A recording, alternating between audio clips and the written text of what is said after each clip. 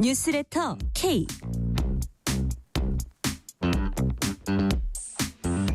안녕하세요. 뉴스레터 K 진행하는 전종철입니다. 민주당 이재명 대표가 공직선거법 위반 사건 1심 재판에서 징역형을 선고받은 것과 관련해서 정치권의 거센 후폭풍이 불고 있습니다. 민주당은 정치 판결 사법살인이라면서 재판부를 강력히 비난한 반면 국민의힘은 사필 규정이라면서 재판 결과 왜곡과 사법 지연을 최대한 막겠다고 밝혔습니다. 주요 정치 현안들 정치 토크 코너에서 자세히 살펴봅니다. 트럼프 미국 대통령 당선인이 미국 우선주의와 보호주의 통상 정책을 추진하겠다고 공언하면서 우리나라에도 고강도 압박을 해올 것으로 예상되고 있습니다. 미국 현지 취재를 한 KBS 신지혜 기자와 함께 2기 트럼프 시대 우리 정부와 산업계는 어떤 대응 방안을 마련해야 할지 짚어봅니다. 문자샵 9730, 짧은 문자 50원, 긴 문자는 100원, 어플리케이션 콩으로 보내시면 무료입니다. 유튜브 KBS 1라디오 계정 채팅으로도 얘기 나누실 수 있습니다. 문자 보내주시면 추첨을 통해서 커피 쿠폰 보내드릴 테니까요. 여러분의 이야기도 많이 들려주세요. 뉴스레터 K 지금부터 시작합니다.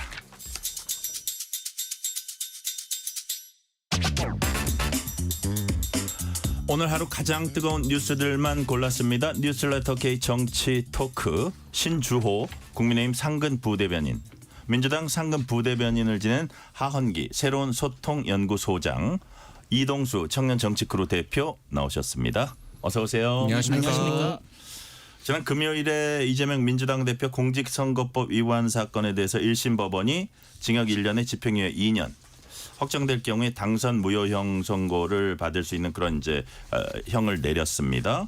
자, 하헌기 부대변인님, 네. 1심 선고 어떻게 평가하십니까? 좀 저 개인적으로는 충격적이었습니다. 워낙 이례적인 판결이라서 네. 뭐 허위사실 공표에 의한 그 선거법 위반은 되게 무서운 죄가 맞는데 굉장히 높게 구형을 한다 하더라도 보통 한 벌금 300만 원 정도 나오거든요. 네. 예전에 뭐 많이들 인용을 하시던데 저희 당의 이규민 의원 같은 경우에는 아예 공보물에 잘못된 표현을 써서 의원직을 상실한 적이 있습니다. 뭐냐면은 상대당 뭐 후보가 이 바이크, 그러니까 오토바이를 고속도로 진입 허용하는 법안을 발의했다. 뭐 이렇게 공보물에 썼거든요. 근데 그게 고속도로가 아니라 자동차 전용 도로인데 고속도로로 썼다는 이유로 뭐 벌금 한 300만 원이 나중에 선고되고 의원직이 날아갔어요. 네. 근데 그런 예인데 심지어 그것 같은 경우에도 상대방의 낙선 목적이라고 해석을 하기 때문에 중형이 나온 거거든요. 근데 당선 목적으로 한 발언으로 징역형이 나오는 사례는 제가 알기로는 없습니다. 그래서 이거는 좀 양형이 너무 높게 나온 게 아닌가라는 생각이 들고, 그래서 뭐 세부적으로는 앞으로 계속 얘기를 할 테지만 법률적으로야 뭐 지금 가서 따져볼 만한 건 또 따져볼 만하고 뒤집어질 것도 있어 보이고 그렇게 보입니다. 네. 이동수 대표님 어떻게 평가하십니까? 저도 예상 못하게 좀 세게 나온 결과다 이렇게 생각이 놀라셨어요? 돼요. 예, 근데 저도 이번 그 재판, 그냥 공직선거법 재판의 핵심이 크게 두 가지였잖아요. 김문기 모른다, 그리고 국토부 협박받았다, 요거였는데 저는 사실은 어떤 죄의 경중보다도 사실 이번 공직선거법에서 이제 벌금 100만 원 이상의 형이 나올 경우에는 이재명 대표만 처벌받는 게 아니라 민주당도 지난번 대선 때 받았던 그 보전금을 또 반환을 해야 되는, 그게 400억이 넘는 규모였잖아요. 그래서 이 부분에 있어서 그래도 재판부가 이 민주당의 어떤 처지나 이런 것까지 좀 감안하지 않을까 생각을 했는데 제 예상보다 좀 세게 나온 것 같고요. 그리고 이게 지금 이재명 대표가 받고 있는 4개 재판 중에 그래도 비교적 제일 가벼운 편에 속한다고 다들 얘기를 했었잖아요. 근데 벌써 첫 번째 재판부터 이렇게 좀 무거운 어떤 형량이 나와가지고 앞으로 민주당도 그렇고 이재명 대표도 굉장히 어려운 상황에 놓이지 않을까 예상이 됩니다. 네. 신주호 부대변인님. 네. 깜짝 놀라셨습니까? 아니면 안 놀라셨습니까? 1, 2, 3. 약간 놀랐습니다. 약간 놀랐어요. 저희가 사실 이 판결이 있기 전에 저희 당내의 뭐 법률위원회 분들과도 이렇게 만나서 얘기를 해보면 벌금 1,500만 원 이상은 나올 것 같다라는 말씀들은 많이 하셨는데 징역형까지 나오리란 예상은 하신 분이 드물긴 했습니다. 그래서 사실 그동안에 민주당이 사법부를 향해서 갖은 협박도 했었고 또 법원의 예산을 늘려주면서 회유하기도 했습니다마는 결국에 정의와 원칙 입각한 판결을 내린 것 같아서 사법부의 하나의 존경심을 표하고요.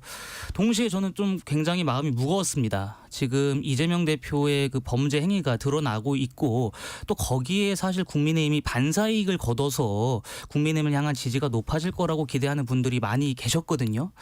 그런데 사실 집권 여당인 만큼 야당 대표의 범죄 행위와 무관하게 앞으로 더 민생을 챙기고 국민들의 삶이 실질적으로 더 나아질 수 있게끔 하는데 최선의 노력을 다해야 되겠다라는 생각을 저희 한동훈 대표도 그렇고 당내 구성원들께서 지금 하고 계십니다. 분위기를 풀기 위해 살짝 지적하고 넘어가면 네, 하은기 소장님. 예. 신조 부대변인께서 이제 민주당이 뭐 사법부를 가진 방식으로 협박을 했었다.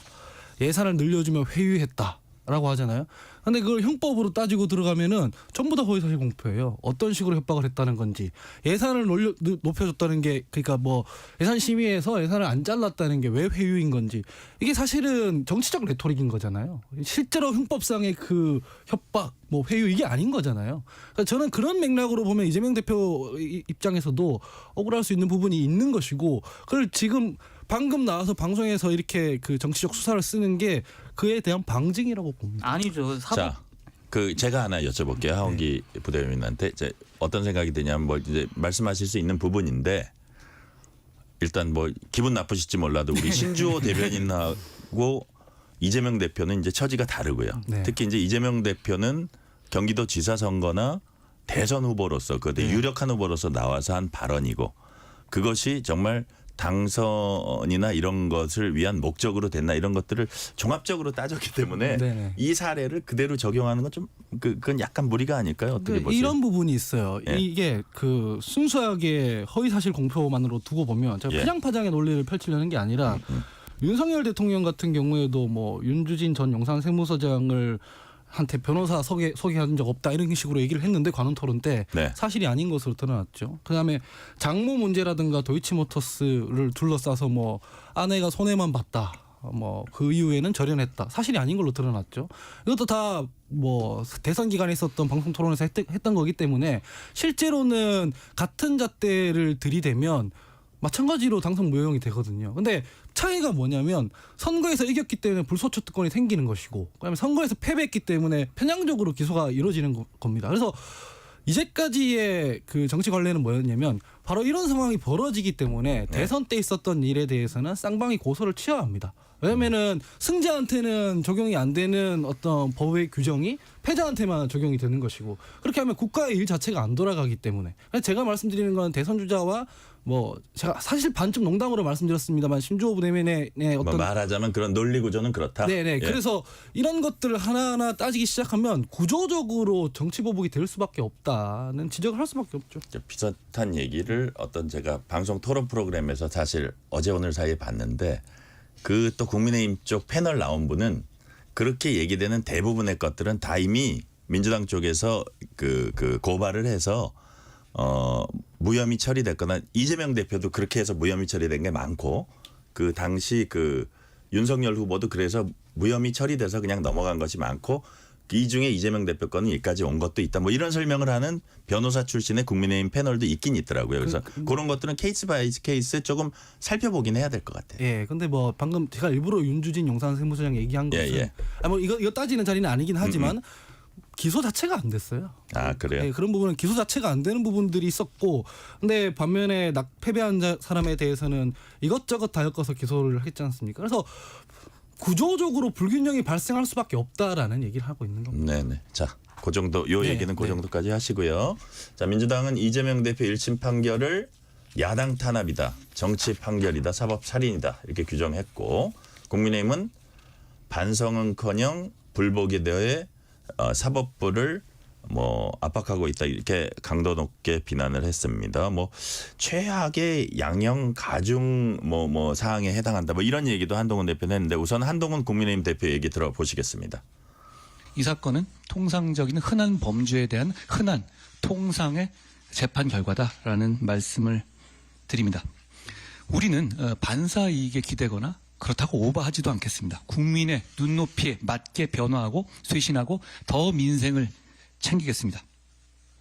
이재명 대표 관련한 민주당 등의 판사 겁박 등에 대한 당의 대응은 아주 단호하고 강력하게 이루어질 겁니다. 그러면서도 국민의 생각을 기준으로 차분하게 대응하겠다라는 말씀을 드립니다.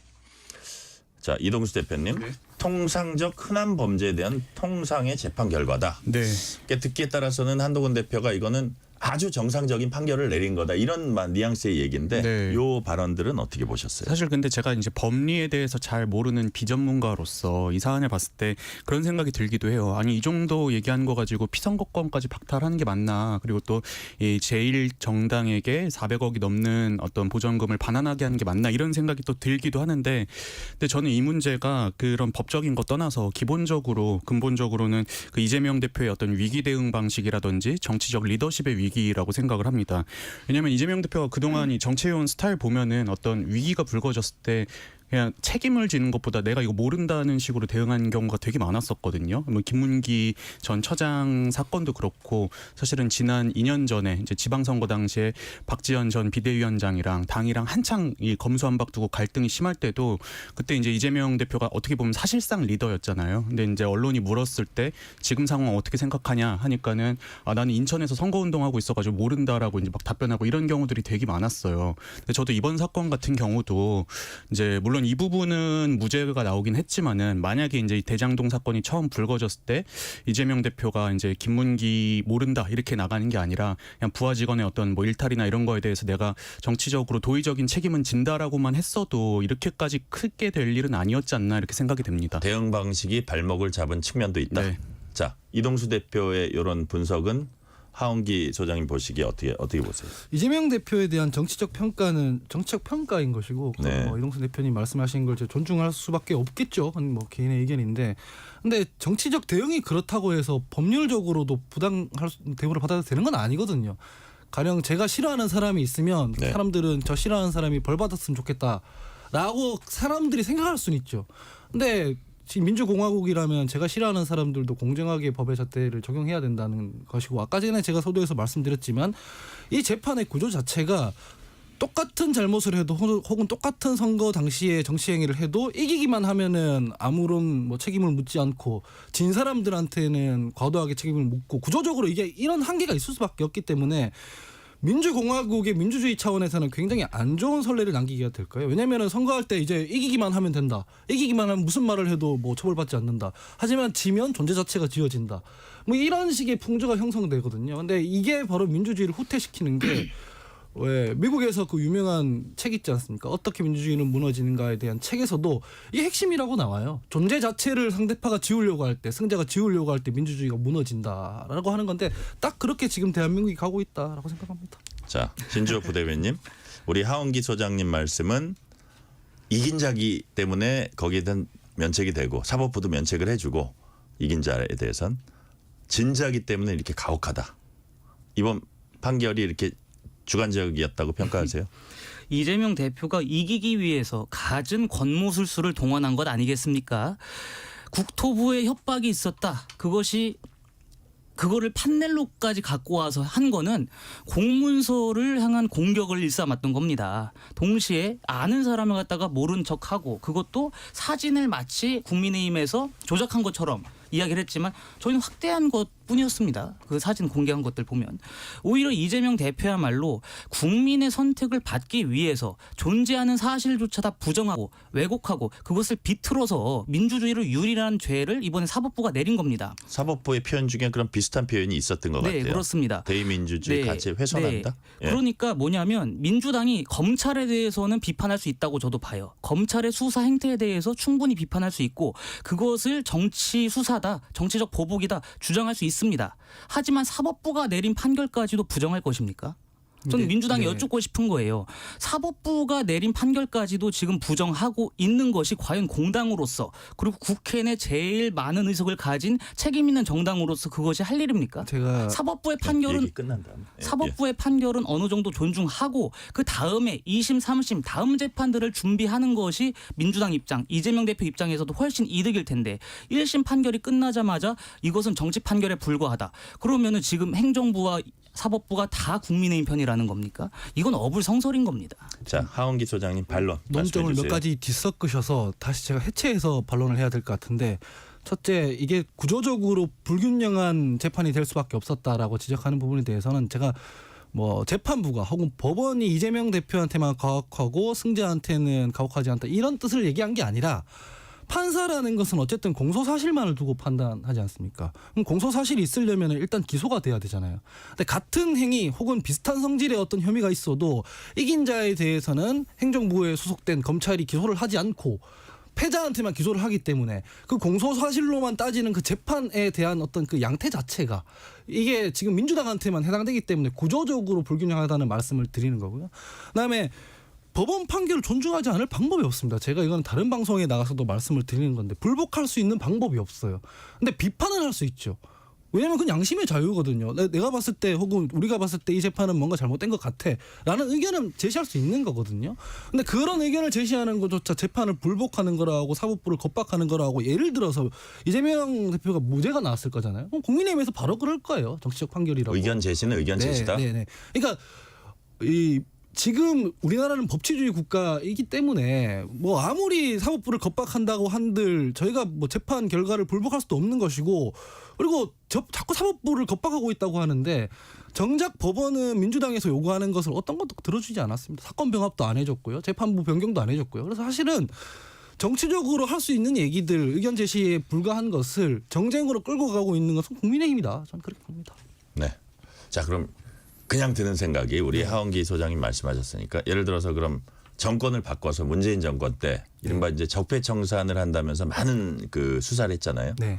적폐청산 수사. 네. 예를 들어서 사법부만 해도 판사들이 한 100명 정도 아마 네. 수사받은 걸로 알고 있는데 네. 자 그런 부분들은 어떻게 보세요? 그것도 일방적으로 그쪽이 권력을 잡고 있으니까 그쪽에 밑에 있는 검사들이 했으니까 그런 시각으로 보시는 거예요? 두 가지 층위가 있다고 생각하는데요. 일단은 뭐 정치적으로는 뭐냐면 문재인 대통령께서 민주당이 혼자 정권 교체를 했다기보다는 당시 지지율만 보더라도 거의 8대 2였기 때문에 야당에서 당시 여당에서 이 동의했던 많은 정치 세력들과 연대를 했었어야 된다는 게 한 차원이고 두 번째는 두 전직 대통령에 대해서는 선거에서 정치적으로 패했기 때문에 수사를 받은 게 아니에요. 그분들은 선거법이라든가 이런 것 때문에 받은 게 아니라 통치 행위 때문에 그렇게 됐어요. 아니 그게 아니라 왜 했다는 게 아니라 그때는 이제 정권을 잡은 쪽이 민주당 정권이었잖아요. 네. 그러면 어쨌든 그 억울하게 반대쪽에서 그 당할 수밖에 없는 구조였다는 얘기가 그 논리적으로 그렇게 가야 되는 거 아닌가요? 그러니까 저희가 말씀드리는 것은 요 재판에 한해서만 보면 이건 선거 과정에서 있었던 일이잖아요. 그럼 선거 과정에서는 통상 온갖 발언들이 다 나오고 그거는 민주당뿐만이 아니라 아까 제가 몇 가지 사례를 제시했지만 윤석열 대통령 측에서도 나왔습니다. 그런데 국회의원의 경우에는 그런 식으로 공방을 해서 당선이 된다 하더라도 불소추 특권이 없기 때문에 다시 뭐 의원직 박탈이라는 게 이루어지는데 대선은 아니지 않습니까? 그래서 그 적폐청산이라는 것과 달리 선거 당시에 있었던 일로 가지고 이긴 쪽은 수사를 할 수가 없는데 혹은 소추를 할 수가 없는데 패한 쪽에서만 재판이 이루어지는 거기 때문에 불균형이 발생할 수밖에 없다는 차이를 말씀드리겠습니다. 네, 그 구조상의 차이였다 이렇게 이제 말씀을 해주신 거고요. 자, 국민의힘은 민주당이 보전받은 대선 비용 434억 원 반환해야 한다면서 압박수위 높였습니다. 자, 뭐 관련 법안 당선 무효형 확정 전 가압류를 통해 선거자금 보전하는 내용을 담은 법안을 이달 안에 국민의힘이 발의할 예정이라고 하는데 신지호 부대변님, 네. 야당 동의 없이 법안 통과 못할 텐데 이게 되는 겁니까? 야당이 동의를 아니면 선언적인 의미입니까? 이게 의미가 뭐예요? 선언적인 의미도 있지만 저는 이거 민주당이 거부하는 순간 논란이 커질 거라고 봅니다. 그래요? 예, 왜냐하면 이게 지금 다른 것도 아니고 대선 후보였고 현역 당대표의 유죄로 인해서 이 국민 혈세가 수백억 대의 국민 혈세가 투입된 거를 반환해야 되는 상황인데 그것을 법안으로 만들어 놓고 빨리빨리 반환할 수 있게끔 하려고 하는 그 절차를 민주당이 거부한다?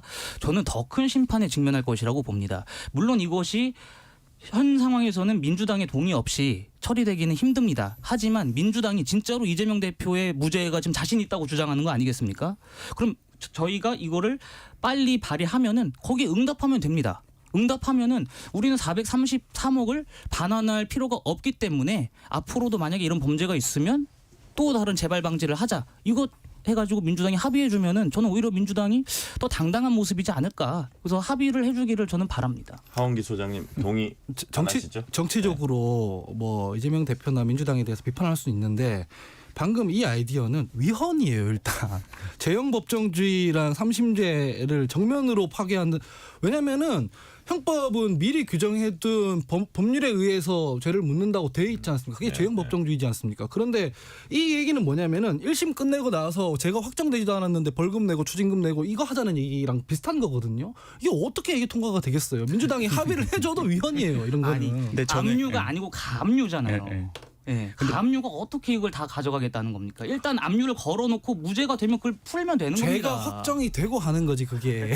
자, 이동수 대표님 말씀. 그러니까 예. 이게 쉽게 비유를 하자면은 3심까지 기다리면 너무 기니까 그 전에 딱지 붙여놓겠다 이거잖아요. 근데 저는 이게 정당한테는 이래서는 안 된다고 생각을 해요. 예컨대 이제 비슷한 논란이 있었던 게 얼마 전에 윤미향 전 의원 이제 최종심에서 네. 당선 무효용이 나왔는데 근데 윤미향 의원은 이미 4년의 임기를 다 채우고 보좌진이든 본인 세비 다 받은 뒤에 이제 그렇게 판결이 나니까 논란이 된 거잖아요. 네. 근데 의원 같은 경우는 사실 뭐 길어봤자 4년짜리고 재판이 만약에 너무 지연될 경우에는 이런 손해들이 있기 때문에 이제 좀 뭐 이런 아이디어가 나올 수 있다고 봅니다. 네. 근데 정당 같은 경우에는 사실 영속적이잖아요. 근데 그러면은 3심 이후에 이제 그때 가서 뭐 반환하라고 해도 늦지 않지 않나 저는 그렇게 생각합니다. 그러니까 네. 뭐 하원기 소장님. 예. 어떤 개인이 만약에 부당 이득을 취했다는 문제에 대해서 형사소추가 돼서 재판에 다투고 있고 1심에서 그게 유죄로 났어요. 그런데 1심에서 유죄로 났기 때문에 그 부당 이익분에 대해서 전부 다 뭐 가압류를 해놓고 벌금도 미리 걷어놓고 2심에서 무죄가 나면 그거 다시 풀어주겠다고 하는 이 아이디어가 이게 문명국에서 가능한 거냐 이 말이에요. 정치적으로 비판하는 건 할 수 있죠. 근데 이거는 지금 우리 문명이 약속했던 그 룰 자체를 깨겠다는 얘기잖아요. 그래서 이런 법적으로 얘기 맞지 않다? 이런 얘기까지는 좀 하면 안 된다고 저는 생각을 합니다. 네. 민주당은 지난 주말에도 장외 집회 열었고 1심 판결 비판했습니다. 그러면서 김건희 여사 특검법 강력히 또 거듭 주장을 요구를 했습니다. 박찬대 민주당 원내대표의 말 여기서 들어보시겠습니다. 법이 그때그때 다르게 적용된다면 사법부 판결을 신뢰할 국민은 없습니다. 기초적인 사실관계도 맞지 않고 법리에도 맞지 않는 1심 판결은 2심에서 반드시 바로 잡힐 것입니다. 그래야 정상이고 사법부에 대한 국민적 신뢰도 회복할 수 있습니다. 사필 규정이라고 했습니다. 정의는 결국 바로 서게 될 것입니다. 자, 이재명 대표는 지난 주말 열린 장외 집회 연단에 올라서 이재명과 민주주의는 결코 죽지 않는다. 이렇게 목소리를 높였습니다. 자, 이게 진짜 여기서 보니까 여기서 이재명과 민주주의는 죽지 않는다 그러는데 민주주의를 보는 시각이 여당과 야당이 다른 것 같아요. 자, 여기서 말하는 민주주의인 이동수 대표님 어떤 의미에서 민주주의를 야당에선 얘기하고 있는 거를 보세요. 이제 이건 아까 예, 하은기 전 부대변인께서 말씀하신 거랑 좀 비슷한 맥락인 것 같습니다. 좀 공평하게 재판해라. 왜 이제 김건희 여사 논란이나 이런 것들은 제대로 다루지도 않으면서 우린 이렇게 가혹하게 하느냐. 이제 뭐 이런 맥락이 아닐까 저는 생각이 되는데요. 근데 이제 저는 이 지금 어떻게 보면은 아까 뭐 신주 부대변인께서 말씀하신 것처럼 민주당이 사법부를 압박하는 것 같은 모양새로 비춰지고 있는 게 과연 앞으로의 재판들에서 민주당에 과연 유리하게 작용을 할까 그런 생각이 들기는 해요. 네. 과거에 국정농단 사태 당시에는 이제 국민들의 어떤 뭐 참여라든지 이런 것들이 굉장했고 그래서 이제 아마 헌법재판소도 처음에는 뭐 이거 탄핵까지 안 갈 거다라는 여론도 있었지만은 나중에 결국에 탄핵까지 갔던 거잖아요. 근데 지금 민주당 장외 집회나 이런 것들 참여하는 거 보면은 사실 국민적인 호응이 있다고 보긴 좀 어려워 보이거든요. 그런 상황에서 이렇게 이제 어떻게 보면은 뭐 정부도 그렇지만 사법부도 이제 비판하고 이런 것들이 좀 민주당에게 유리하게 작용하진 않지 않을까 저는 그렇게 생각을 합니다. 하원기 소장님, 제가 이제 민주주의란 단어를 얘기하는 게 민주당에서 보는 민주주의는 제1야당 대표를 이제 이건 민주당의 시각입니다. 검찰의 무리한 수사로 이렇게 막 뭐 여러 가지 혐의로 막 무차별적으로 수사를 해서 이렇게까지 재판까지 오게 돼서 그걸 결과로 해서 이런 그 결론이 내리면 결국 이것은 제1야당 대표가 그렇게 되면 민주주의에 그렇게 부합되는 상황이 아니다. 이렇게 이제 보는 거고요, 민주당은. 반대로 여당에서는 어떻게 보냐면 이번에 사법부에서 이제 재판 판결문에도 나와 있지만 이런 것들이 용인된다면 대의민주주의가 훼손되는 그런 의미가 있다. 이렇게 서로 민주주의라는 단어 하나를 갖고 전혀 정반대의 시각을 여당과 야당이 보고 있는 거거든요. 이런 네. 상황은 어떻게 네, 뭐 평가하십니까? 자기들 유리할 대로 말하는 건데 정치 제가 민주주의의 위기라고 한 부분은 아까도 설명을 드렸지만 이런 재판의 구조상 네. 승자한테는 적용이 안 되고 패자한테는 적용이 되는 이런 상황이 만약에 풍조로 자리 잡잖아요. 그럼 어떻게 되냐면은 사회 자체가 네. 이기기만 하면 앞으로는 뭘 해도 괜찮고 지면은 존재를 위협받고 이러면은 선거 결과에 대해서 뭐 수많은 그러니까 야당을 지지하는 국민들도 있으니까 승복이라는 걸 안 해요. 승복이라는 걸 안 하게 되면은 민주주의가 굴러갈 수가 없어요. 그럼 네. 어느 쪽이든 탄핵해서 뭐 어떻게 해버리겠다. 어느 쪽은 이겨가지고 뭐 대선 주자 한 명 이 피선거권 박탈하겠다 이런 식으로밖에 안 굴러가는 거고, 그러니까 약간 형이상학적 의미에서 민주주의가 후퇴한다는 얘기거든요. 이게 트럼프 같은 경우에도 보면은 뭐 오바마가 미국 태생이 아니라는 등 온갖 거짓말을 다 하지만 어쨌든 선거에서 심판하게 하지 않습니까? 물론 대선 주자들이 그렇게 거짓말을 계속 하고 다니는 게 바람직한 일은 아니겠지만 네. 보수 논객인 정규재 주필이 얘기했던 것처럼 유권자의 판단으로 이미 될 수 있는 것을 사법부로 가져가서 편향적일 수밖에 없는 판결을 통해서 영향을 미친다는 게 유권자의 선택권을 박탈하는 거 아니냐, 이런 맥락으로 해석하면 될 것 같습니다. 자, 하원기 소장님께 하나만 더 여쭤볼게요. 네. 친명계 좌장으로 불려온 정성호 의원은 판결은 판결대로 존중해야 한다. 또 이런 얘기를 했어요. 정 의원 이런 발언은 또 어떻게 보세요? 제가 아까도 말씀드렸지만은 존중하지 않을 방법이 없습니다. 그 판결에 대해서 이견을 갖거나 사견을 갖거나 할 수는 있지만, 그래서 정성호 의원 같은 경우에도 판결은 판결대로 존중해야 하지만 자기가 생각했을 때는 무죄다라고 주장하지 않습니까? 예. 그래서 저는 판결에 승복해야 된다는 얘기가 자기 양심에 반하는, 그러니까 난 이렇게 생각하지 않는데 어쨌든 간에 뭐 그것까지도 얘기하면 안 된다, 이렇게까지는 생각하지 않거든요. 판결을 했는데도 불구하고 이를테면 법원에 들어가서 뭐 어떻게 협박을 한다든가 물리적으로 뭘 한다든가 이런 게 이제 존중을 하지 않는 것이고, 사실상 뭐 2심에서 따져볼 만한 일이기 때문에 네. 저는 민주당도 좀 차분히 대응했으면 좋겠다는 생각을 합니다. 이 오늘 네, 이동수 대표님. 정성호 의원이 이제 했던 발언 중에 뭐 정치 판결은 아니지만 그냥 판사가 유죄를 좀 예단한 것 같다. 그리고 이제 판사에 대한 비난은 부적절하다. 이런 멘트들이 있더라고요. 근데 저는 보면서 이 정성호 의원이 친명계 좌장으로 꼽히는 분이잖아요. 근데 저는 최근에 진짜 이재명 대표를 진짜 생각하는 사람은 정성호 의원밖에 없구나, 그런 인상을 많이 받았습니다. 그러니까 정성호 의원이 이런 발언을 한 취지는 어차피 이거는 판사들이 법리에 따라서 판단을 할 문제인데 자꾸 자극해봤자 좋을 게 없다. 그러니까 지금 다들 자중하고 좀 기다리는 게 좋지 않겠냐라고 말씀을 하신 것 같아요. 우리 이동수 대표님 얘기 들으면 다른 그 이재명 대표 측근 의원들 되게 기분 나쁘겠네요. 뭐 그렇긴 한데 저는 근데 진짜 생각하는 것 같다, 이런 취지로 말씀하신 거죠?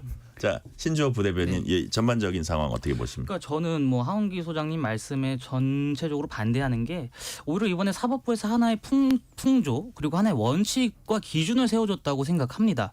만약에 이번 판결에 있어서 이런 식의 결론을 내지 않았다라고 한다면 앞으로 무수히 많은 선거에서 이것이 교재가 될 겁니다. 내가 당선되기 위해서 거짓말을 공공의 분들한테도 서스럼없이 자행하고 내가 당선되기 위해서 있는 사실도 왜곡하고 비틀 수 있다. 그러한 것을 지금 막는 것이기 때문에 저는 국민들이 선택할 수 있는 권리를 또 보장했다고 보고요. 앞으로 선거법을 어길 경우에 특히 대의민주주의를 파괴하는 일련의 행위들에 대해서 아주 강력한 처벌을 내리겠다라고 지금 의지를 밝힌 것으로서 저는 이 판결이 어떻게 보면 하나의 선거법 판결에 있어서 분기점이 될 것이고 명확한 원칙을 세운 아주 역사적인 판결이 될 거라고 봅니다. 자, 이 시간 교통 상황 알아봅니다. 라디오 교통정보센터 정현정 리포터 나와주세요. 네, 월요일 퇴근 시간인데요. 도로의 돌발 구간이 평소보다 많습니다. 특히 경부고속도로 서울 쪽으로 청주 휴게소 부근은 2, 3차로에 걸쳐서 대형 화물차가 고장으로 서 있습니다. 처리 작업으로 인해서 정체가 극심한데요. 우회가 필요하겠습니다. 옥산 나들목부터 긴 정체 이어져 있고요. 안성에서 안성휴게소, 기흥에서 수원까지 막히고 있습니다. 반대 부산 쪽입니다. 잠원에서 서초까지 막히고요. 서울요금소에서 죽전까지는 5차로가 작업으로 막혀 있어서 주의가 필요합니다. 서울 양양고속도로 서울 쪽으로 동홍천에서 춘천 분기점까지 1차로가 작업으로 막혀 있습니다.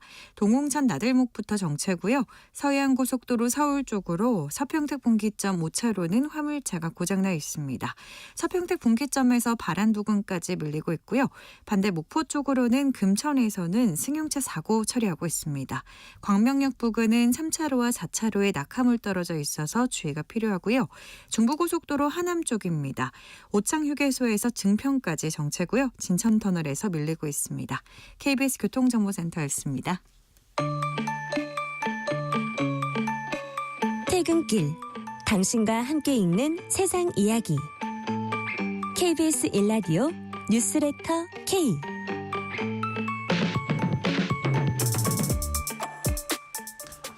실시간 교통 상황 살펴봤고요. KBS 1라디오 뉴스레터 K 정치 토크 이어갑니다. 신주호 국민의힘 상근 부대변인, 하은기 전 민주당 상근 부대변인, 이동수 청년 정치크루 대표와 얘기 나누고 있습니다. 여당은 오는 25일 열릴 이재명 대표 위증교사 혐의 재판 1심 선고를 조준해서 공세를 이어가고 있습니다. 추경호 국민의힘 원내대표 발언 들어보시겠습니다. 민주당은 이런 식의 사법부 겁박을 위한 장외 선동 집회를 매 주말마다 열고 있지만 국민의 분노도 그만큼 쌓여가고 있다는 사실을 깨닫기 바랍니다. 이제 일주일 뒤면 이재명 대표의 위증교사 범죄 혐의에 대한 재판이 열립니다. 이재명 대표와 민주당이 할 일은 범죄 방탄, 아스팔트 정치를 중단하고 사법부의 판단을 겸허히 기다리는 것입니다. 그리고 그 판결에 책임지는 모습을 보여주는 것입니다. 자, 추경호 원내대표는 범죄 방탄 아스팔트 정치 중단하고 사법부 판단 겸허히 기다려라 이렇게 말을 했고요. 그런데 이제 법원이 오늘로부터 딱 일주일 후죠. 다음 주 월요일에 25일입니다. 자, 위증교사 혐의 그 사건에 대한 이제 판결 1심 판결을 내리는데 법원이 지난해 9월에 이 대표 구속영장 기각하면서도 위증교사 혐의는 소명되는 것으로 보인다 이렇게 또 밝혔어요. 그래서 이 부분을 이제 야당 내선 되게 이제 좀 뭐 우려도 하고 있을 것 같은데 하은기 소장님 어떻게 전망하십니까? 사실 이게 제일 위험하다고 판단들을 하고 있었기 때문에 네. 재판 자체는 이번 1심도 저는 이번 선거법 관련해서도 예측 범위를 벗어났기 때문에 잘 예상이 안 됩니다. 그래서 네. 차분히 그냥 대응해야 될 것 같은데 제가 방금 목소리로 들은 추경호 원내대표의 표현 자체에서 좀 황당하다는 생각을 네, 하는 게 어떤 면에서요? 민주당은 범죄 방탄 아스팔트 정치 중단하라 그러잖아요. 근데 방탄이라는 것은 통상적인 경우라면 의뢰 국가에 설치된 사정기관에 의해 수사와 기소가 이루어질 사안인데 네. 그것이 특권이나 권력에 의해 수사 기소가 이루어지지 못하도록 막는 것을 얘기하지 않습니까? 그래서 국회의원의 불체포 특권 같은 것들 남용하면 그 얘기를 하는데 이재명 대표 같은 경우에는 이미 사안이 다 법원으로 넘어가 있기 때문에 방탄이 안 됩니다. 그래서 아까 전에 신주호 부대변인께서도 말씀해 주셨지만 이 사안이 방탄이라는 걸 적용해서 말씀을 드릴 수 있는 유일한 대상은 대한민국에 김건희 여사 하나밖에 없거든요. 그러니까 사법부가 기준을 세웠다 말 다 좋은데 그 국민의힘 인사들이라든가 지금 현행 권력들에 대해서는 전혀 공정하게 지금 뭐가 진행되지 않고 있는 지점에 대한 지식이 하나도 없이 야당 재판부 결과만 두고 이렇게 논평을 하는 게 과연 집권 여당의 바람직한 자세인지 잘 모르겠습니다. 자, 신주호 부대변인님, 우리 하은기 소장님 말씀은 그 방탄이라는 말 자체가 이재명 대표에겐 해당되지 않는다. 실제로 방탄하는데 그걸로 정말 방탄이 됐으면 모를까? 그게 실행되는 것도 아니고 해당 안 되고 해당되는 거는 김건희 여사뿐이다. 이 평가는 어떻게 들으셨어요? 제가 그거에 대해서 굳이 말씀드리고 싶지가 않습니다. 김건희 여사 관련해서도 이미 수사가 진행됐었던 사안이고 문재인 정권 때 관련된 수사를 수년간 탈탈 털었지만 기소조차 못한 사안입니다. 문재인 정권에서 기소 못한 사건을 윤석열 정부한테 기소하라고 하는 게 말이 됩니까? 그럼 문재인 정부 검찰은 뭐 했습니까? 집권하실 때. 그리고 이재명 대표 방탄인 게 위증교사 문제만 해도 국회에서 얼마나 많은 토론회를 열고 심지어 작년도에 영장실질심사 재판부가 일부 소명된 것으로 보인다라고 한 것조차도 지금 사법부가 그 판시를 잘못 적었다라고 계속 주장해 왔던 거 아니겠습니까? 사실상 그런 것들이 입법부라는 거대 권력을 이용해서 이재명 대표 방탄을 시도하는 것이죠. 하지만 방탄이 통할지 안 통할지는 결국에 사법부 판결에 의해서 통하지가 않았다라는 것이 지금 증명이 된 문제고요. 저는 이 위증교사 문제가 더 심할 거라고 보는 게 이재명 대표도 지금까지 SNS 등의 그 입장을 게시할 적에 선거법에 관련된 입장은 게시를 안 했습니다. 오히려 위증교사 관련돼서 실패한 위증이 어떻게 교사가 될 수 있냐 이런 식의 반응을 계속 내비치고 그 부분을 더 신경 썼다 그런 말씀이시죠? 네, 이 부분을 더 신경 쓰고 했습니다만은 결국에 선거법에서 굉장히 크게 얻어맞으면서 아마 지금 패닉에 빠져 있을 것 같습니다. 근데 저는 이재명 대표가 계속 이재명 대표와 민주당이 주장을 해왔었던 게 검찰의 짜깁기라는 주장을 했습니다만은 결국에 그러한 민주당과 이재명 대표의 주장을 받아들여서 선고 그 결심 공판, 그러니까 마지막 변론 기일에서 재판부가 다 틀었습니다. 검찰에서 한 그 모든 녹취를 다 틀었기 때문에 민주당과 이 대표가 주장하는 검찰의 짜깁기 주장은 더 이상 통하지가 않을 것이고 이미 이 부분은 작년에 일부 소명된 것으로 확인이 된다고 재판부가 판시한 만큼 다음 주 되면 아마 이재명 대표를 향해서 더 큰 그 판결이 내려지지 않을까 그렇게 저는 보고 있습니다. 이동수 대표님 어떻게 전망하세요? 이 판결에 예, 예. 대해서요. 그 저 같은 이제 법리와 관련한 비전문가들은 그런 생각도 들거든요. 아니 통화로 그 몇 마디 했다고 이것도 이제 아까 선거법과 같이 피선거권 박탈될 이슈인가 그런데 근데 법조인 분들 얘기를 들어보면은 이 네.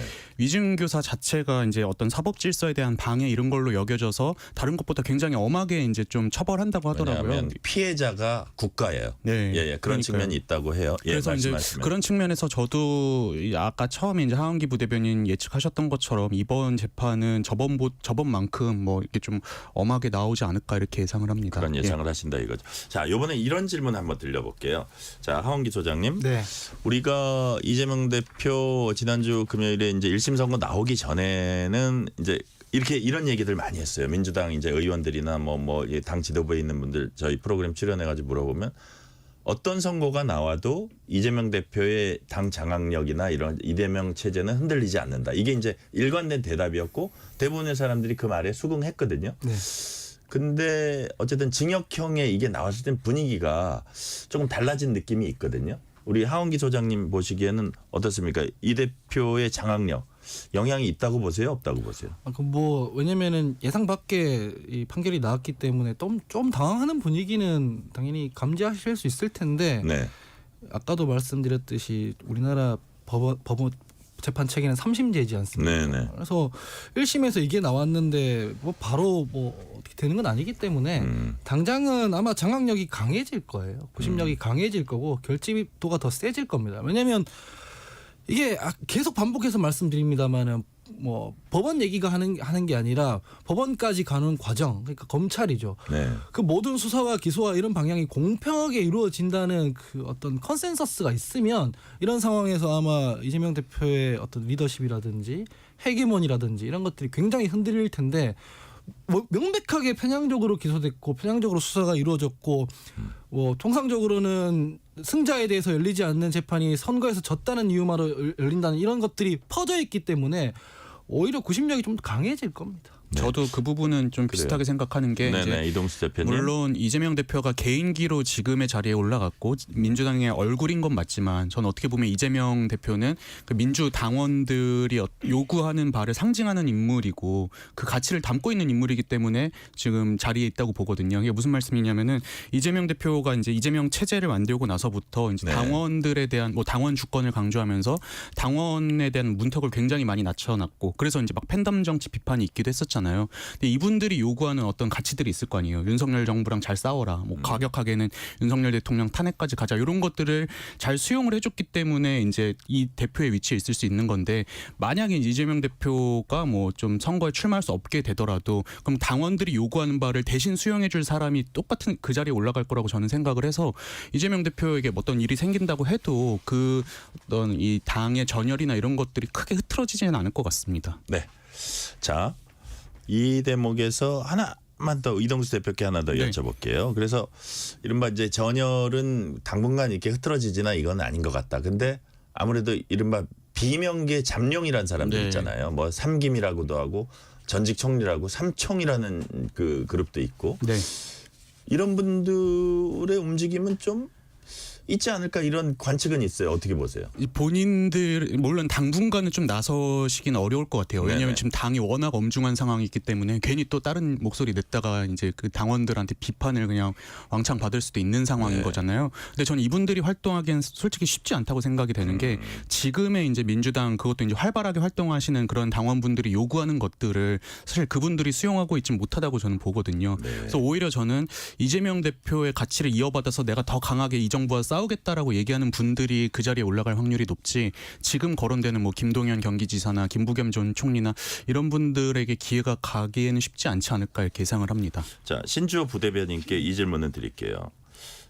요런 그 뭐라 그럴까 이런 판결 이후에 이런 상황 당내에서 좀 그 민주당 내에서는 당혹감 뭐 이런 것들이 좀 커지는 이런 상황 속에 자 최민희 의원 과방위원장이죠. 국회 과방위원장이 비명계 움직임 활발해진다는 관측과 관련해서 사실은 본래 말의 취지는 분열하면 안 되고 뭉쳐야 된다 이런 취지였어요. 그런 말을 하면서 만약에 뭐 이렇게 그런 사람들이 있으면 제가 당원과 함께 죽일 것 이런 얘기를 했어요. 근데 제가 이렇게 검색하다 보니까 신주호 부대변인께서 논평을 내셨더라고요. 네. 네, 어떤 취지에서 내셨습니까? 그러니까 이게 죽일 것이라는 게 뭐 진짜 살인을 하는 건 아니라고 저도 봅니다.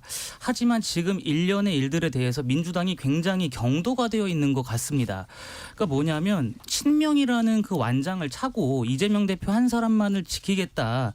그러니까 당내 이견을 조금이라도 허용하지 않겠다라고 지금 밝힌 거 아니겠습니까? 저는 이건 민주적인 정당이 아니라고 보고 최민희 의원이 저는 한 그 말 중에 죽이겠다보다도 당원과 함께라는 말에 굉장히 집중했습니다. 이건 뭐냐면 당원들에게 신호를 내린 것이다. 당원들에게 신호를 내려서 이재명 대표에게 조금이라도 반대하거나 아니면 민주당의 현 상황을 우려하는 목소리를 집단 린치를 가해라. 저는 그렇게 읽었습니다. 그렇기 때문에 이러한 발언은 사실 최민희 의원이 민주당 그 동료 의원들한테 사과를 해야 될 문제죠. 그리고 당원들한테도 내 표현이 좀 과격했으니까 그 부분은 송구스럽다. 그렇게 입장을 밝혀야 될 것이라고 봅니다.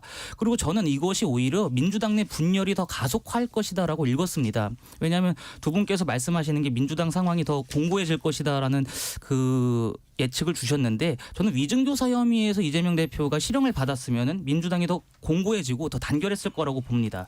하지만 선거법에서 지금 당선 무효형 피선거권 박탈형을 받았습니다. 여기서 왜 민주당이 분열할 수밖에 없냐면 현실적인 고려를 해야 됩니다.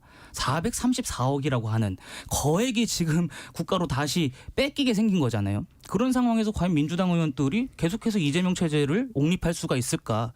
저는 그런 뭐 비용적인 문제 그게 가장 크다고 봅니다. 그런 현실적인 걸 고려하면은 결국에 민주당이 분열할 수밖에 없을 것이고 이재명 체제는 무너질 것이다라고 봅니다.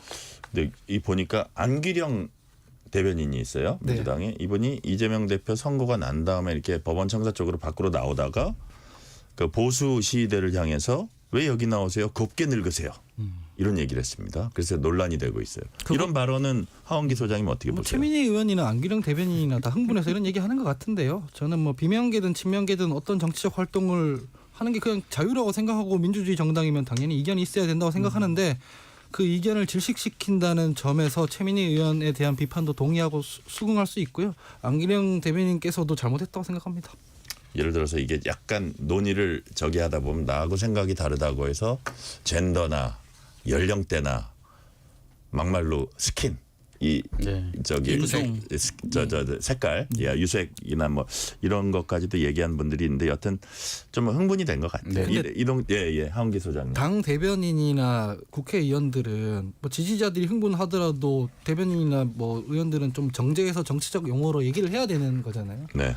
같이 가서 흥분했으면은 그게 인간적으로는 이해가 되나 부적절한 발언에 대해서는 뭐 잘못했다는 걸 인정하고 넘어가는 게 깔끔해 보입니다. 왜냐하면 당에 뭐 일정 부분 부담이 될 수 있으니까. 이동수 대표님 어떻게 보세요? 저도 이것도 하 대변인님이랑 뭐 전적으로 이제 동의하고요. 그래서 이제 그 뭐 지지자들은 이제 흥분해서 뭐 그런 말씀들을 하실 수 있는데 이제 당직을 맡고 있거나 이제 정치를 하고 계신 분들은 좀 신중했어야 되지 않나 이렇게 생각을 합니다. 그러니까 제가 보기에 안기령 대변인이 지금 사실상의 노인 비하 막말을 한 것이고 이러한 그 비하 막말 그리고 각종 망언들 극악한 그 무도한 극언이 나오는 것은 민주당이 그동안에 내부 전열을 잘 못 다듬었기 때문입니다. 뭐 최강욱 의원 같은 분들도 막말을 여성을 향한 막말 이렇게 벌이고 했지만 결국에 당 차원에서 징계가 약하게 나갔거든요.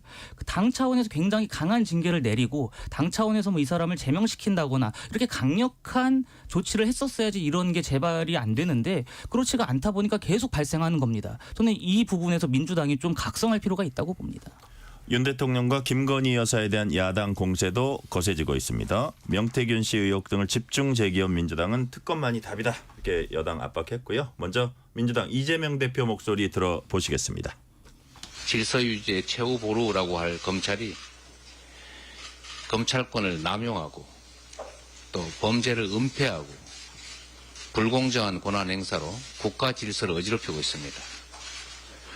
검찰이 제대로 하지 못하면 특별검사를 임명해서 그 훼손되는 법 절차를, 법 질서를 지켜내야 하는 것 너무 당연합니다.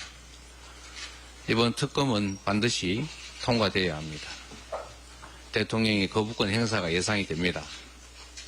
그러나 이 나라는 대통령 혼자의 것이 아닙니다.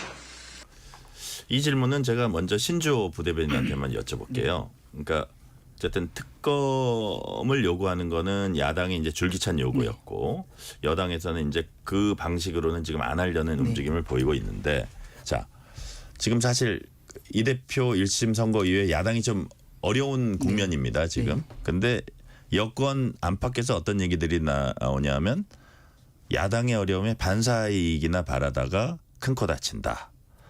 지금 제기된 어떤 의혹을 지금이야말로 제대로 해소해서 차별성을 보여야 되고 정말 진정으로 쇄신해야 된다. 뭐 바꾸자고 한 거 그런 것들은 하고 그런 속도를 내야 된다는 당 원로들이 이제 지적을 하더라고요. 그런 부분은 어떻게 보세요? 저 동의합니다. 한동훈 대표도 뭐 오늘도 말씀하셨고 당내 구성원 전체가 이재명 대표 1심 선고 이후에 그것에 반사이익에 기대다 보면은 뭐 이도저도 아니게 돼버리고 저희가 주장할 수 있는 것들이 줄어들기 때문에 이재명 대표 그 선고와 별개로 저희는 저희의 할 일을 해야 된다고 생각합니다. 다만 이 특검 문제는 뭐냐면요. 이 특검을 추천하는 게 이제 국회가 추천을 하는 것인데 민주당이 독자적으로 본인들이 추천하겠다. 이거는 국회 합의의 정신을 깨뜨리는 겁니다. 뭐 민주당이 뭐 제3자 추천을 받아들이겠다라고 했습니다만 그 안에 비토권이 명확하게 있습니다. 그 뭐냐면 결국에 자기네 입맛에 맞는 사람 특검 추천하겠다. 그것이고요. 그다음에 현재 수사가 진행 중인 사안까지도 특검에 넣겠다. 이거는 말도 안 되는 거죠. 만약에 김건희 여사 도이치모터스 주가 조작 한해서 특검을 하자고 했으면 저는 당내 이탈표가 어느 정도 나올 수도 있다고 봅니다. 하지만 명태균 씨 이거는 지금 수사가 진행 중이고 구속되셨습니다. 아직 수사가 미진하지가 않고 현재 진행 중인 상황에서 그것을 특검하자고 하는 것은 하나의 정치적 논리에 불과하죠. 저는 당내 이탈표는 없을 것이라고 보고 민주당에서 오히려 국민의힘 내 분열을 야기하려고 했다면 이런 식으로 특검을 제안했으면 안 됐다고 봅니다. 신주호 부대변인께 하나만 더 여쭤볼게요. 그러면 특검을 안 하고 그냥 기존의 검찰 수사로 국민들이 바라는 의혹 해소가 가능하다 이렇게 보시는 거예요?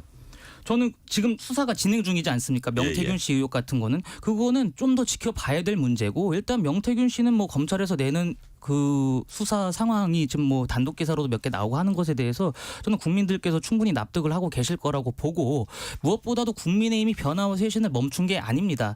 특별감찰관 문제도 지금 의원총회에서 추천을 하기로 결정을 한 사안이고 또 대통령께 요구했었던 뭐 대통령실이나 내각의 인적 쇄신 개편 이런 것도 지금 진행 중이지 않겠습니까? 대통령께서도 아주 적절한 인재를 물색하고 있다라고 밝히셨기 때문에 그거에 따른 조치가 제대로 안 됐을 때 이제 비판할 여지는 충분하지만 지금 조치가 아직 한참 진행 중인 사안에 대해서 비판을 해봤자 소용이 없다라는 겁니다. 정치적인 논리에 불과하다라는 거죠. 하은기 소장님은 어떻게 반박이 있으실 것 같아요? 왜냐하면은 민주당 입장은 뭐냐면은 방금 말씀하신 것까지 포함해서 그러면 자체안을 내서 협상을 들어오면 된다는 입장이에요. 명태균 씨 거는 안 되고 뭐 도이치모터스 거는 일리가 있으면 그것만으로 좁히든가. 이를테면은 민주당이 이미 발의했던 그 김건희 여사 특검법에 비해서는 훨씬 더 후퇴한 어떤 법안을 발의한다고 하는데 그 이유가 뭐냐면 한동훈 대표에 맞춰서 존중해서 협의를 하려고 하는 거거든요. 그래서 보수 언론들 같은 경우에도 이것까지 그러면 반대하지 말고 자체안을 내서 협상하면 되는 거 아니냐 이렇게 얘기를 하는 거고 아까 김건희 여사가 뭐 문재인 정권 때 탈탈 털었다고 하는데 그렇지 않아요. 소환조사 한번 된 적이 없고 윤석열 검찰총장 당시였기 때문에 수사가 잘 안 되다가 유력 대권 주자로 넘어갔기 때문에 수사 자체가 중단됐었습니다. 그래서 윤석열 정부 넘어와서 수사가 진행됐지만 최근에 뭐 무혐의 났지 않습니까? 이런 것 때문에 국민들이 김건희 여사 특검에 대한 여론이 높은 건데 이걸 그냥 솔직히 말씀드리면 막연히 안 한다고 하고 있는 중입니다. 민주당 안이 독소조항이 있고 뭐 그게 뭐 도저히 받아들일 수 없다면 자체 안을 가지고 와서 협상을 해야 되는 거지. 민주당은 거기에 맞춰서 법안을 발의하면은 뭐 여권을 분열시키려고 하는 거라 그러고 그게 아니라 민주당이 생각하는 특검법을 발의하면은 뭐 입법 독재다 이런 식으로 얘기를 하고 앞뒤가 안 맞잖아요, 사실은. 네. 자, 이동수 대표님 시간 한 1분 남았네요. 네. 어떻습니까? 어떻게 보세요? 가지고요. 그 우리가 이제 뭐 수학이나 이런 데서 보면은 뭐 종속 변수, 독립 변수 이런 얘기 많이 하잖아요. 네. 이제 두 사건이 서로 영향을 끼칠 때는 뭐 종속 변수고 전혀 별개의 사건일 때는 뭐 독립 변수 이런 얘기 하는데 저는 이게 전혀 다 그냥 이재명 대표의 재판과 김건희 여사 관련한 논란들은 별개라고 생각을 합니다. 근데 이제 확실하게 그래서 좀 이 수사든 뭐든 처리를 해야 되는데 이제 지금 여권에서 주장하는 특별감찰관 이런 정도로 가지고 제기되는 의혹들이 말끔하게 해소가 될까 이 부분에 있어서는 많은 국민들이 또 의문을 품고 있지 않나 이렇게 생각을 합니다. 일단 여론조사 얘기하면 안 되니까. 여론조사 얘기하면 제가 길게 그걸 해야 되니까 여하튼 뭐 그런 국민들의 여론이 과연 네. 무엇이냐 이런 부분에 대해서 정치권이 조금 더 좀 찬찬히 살펴봐야 될 것 같아요. 우리 신주호 부대변인이 딱 10초로 이거를 정리해 주시면. 네. 그러니까 이런 거에 있어서 정치적인 공방보다도 원칙을 좀 찾아가야 된다고 봅니다. 박찬대 원내대표가 명태균 의혹과 김건희 여사 도이치 주가 조작 그것에 대해서는 전혀 합의할 의사가 없다라고 밝힌 마당에 저희가 어떤 입장을 개진하겠습니까? 네. 자, 오늘은 여기까지 말씀 듣겠습니다. 신주호 국민의힘 상근부대변인, 하헌기 전 민주당 상근부대변인, 이동수 청년정치크루 대표였습니다. 말씀 감사합니다. 감사합니다. 뉴스레터 K 1부 마치고 2부가 이어집니다.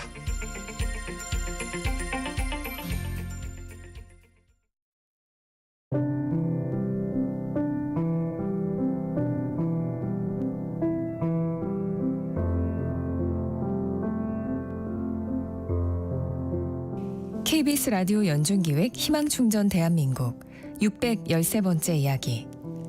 안녕하세요. 아나운서 유지원입니다. 설이가 10살 무렵 암으로 세상을 떠난 엄마. 1급 장애를 앓던 언니는 시설로 보내졌고 홀로 남겨진 설이는 심한 소아 우울증을 겪으며 고통의 시간을 보내야만 했습니다. 결국 잦은 결석과 우울증으로 한 학년 6급까지 되고 말았는데요. 힘든 나날을 보내던 중 우연히 지역 무료 교육 프로그램에 참여하게 된 설이는 그때부터 공부에 전념하기 시작했습니다. 그 결과 중학교 2학년 시험에서 전교 2등이라는 놀라운 성적을 거둔 설이. 그 후 6개월의 공부만으로 검정고시에도 합격하며 지금은 어엿한 여고생이 되었는데요. 의공학과 진학이라는 목표를 위해 오늘도 설이는 책을 손에서 놓지 않습니다. 아픔을 극복하고 희망을 향해 걸어가는 설이를 위해 여러분의 지원과 박수를 보내주세요. 여러분의 따뜻한 손길이 희망의 빛이 됩니다. ARS 060-700-1580 060-700-1580 한 통화 3,000원으로 희망을 선물해 주세요. KBS 라디오 연중기획 희망충전 대한민국은 초록우산 어린이재단, 인탑스 주식회사, 그리고 청취자 여러분과 함께합니다. ARS 060-700-1580 한 통화 3,000원입니다.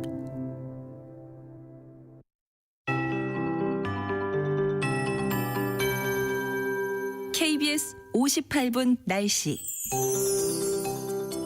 오늘 아침 서울을 비롯한 전국 곳곳에서 영하권 추위가 이어졌습니다. 서울의 아침 기온 영하 0.7도로 시작해서 낮 기온 7.9도에 머무는 등 찬바람까지 강하게 불며 종일 추웠습니다. 내일 아침에도 중부 내륙을 중심으로는 영하 5도 안팎, 그 밖에 전국 대부분 지역도 0도 안팎으로 떨어져 오늘만큼 춥겠습니다. 아침 기온 대관령이 영하 7도, 파주와 충북 제천, 전북 장수 영하 4도, 대전 영하 1도, 서울은 0도, 전주와 대구 영상 1도로 오늘과 비슷하겠습니다. 낮 기온은 서울이 10도, 춘천 9도, 대전과 전주 12도, 대구 13도로 오늘보다 1에서 4도 정도 높겠지만 대부분 10도 안팎으로 종일 쌀쌀하겠습니다. 내일도 옷차림 따뜻하게 하시기 바랍니다. 모레 수요일부터는 기온이 서서히 올라서 평년 이맘때 기온을 회복하겠는데요. 그래도 그동안 포근했던 날씨에 비하면 춥게 느껴지기 때문에 체온 조절을 잘해 주셔야겠습니다. 내리겠습니다. 내일은 전국에 구름이 많겠습니다. 낮부터 모레 새벽 사이 제주도에는 가끔 비가 오는 곳이 있겠습니다. 오늘까지 해안 지역을 중심으로 바람이 강하게 불겠고요. 풍랑특보가 발효 중인 대부분 해상에서는 물결이 매우 높게 일겠습니다. 현재 서울의 기온은 4.7도입니다. KBS 58분 날씨 조하늘입니다.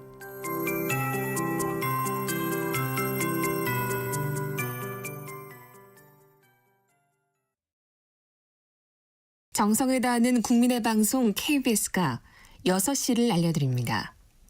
AM 711kHz, FM 97.3MHz, KBS 1라디오입니다.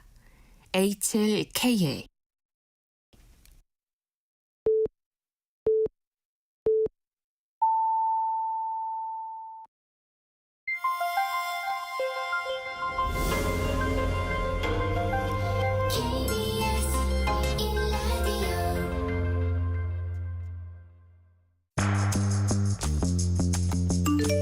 여러분은 지금 퇴근길 시사편지 한 장, KBS 1라디오 뉴스레터 K를 듣고 계십니다.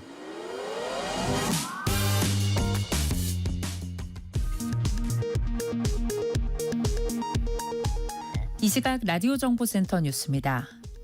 국민의힘 한동훈 대표는 더불어민주당 이재명 대표 재판과 관련해 국민의힘은 재판이 정상적으로 신속하게 진행되는 것을 모니터링하는 태스크포스를 국민의힘 법률위원회에서 꾸려 철저히 모니터링하고 재판 결정이 왜곡되는 것을 막겠다고 밝혔습니다.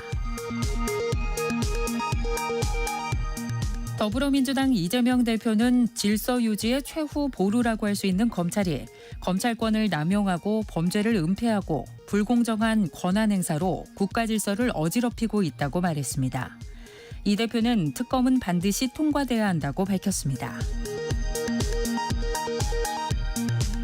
전공의와 의대생이 대거 포함된 대한의사협회 비상대책위원회가 오늘 공식 출범했습니다. 의협 비대위는 의료계와의 신뢰 회복을 위해 의대 증원 책임자 문책과 더불어 시한폭탄 같은 의료 정책을 멈춰달라고 정부에 요구했습니다. 올해 4인 가족 김장 비용은 전통시장에서 재료를 구매할 경우 33만 1,000원대로 역대 가장 높은 수준으로 조사됐습니다. 가을 배추가 본격적으로 출하되면서 배추값이 이달 들어 하락세로 돌아서 평년보다 내려가고 있지만 지난해 대비 아직은 비싼 수준입니다. 서울시가 외국인을 마을버스 운전기사로 채용하는 방안을 추진합니다. 그동안 구인난에 시달린 버스업계에선 외국인 운전기사 도입의 필요성을 주장해왔으나 서울시 차원에서 이 문제를 공론화한 것은 이번이 처음입니다. 지금까지 라디오 정보센터 뉴스 편유희였습니다.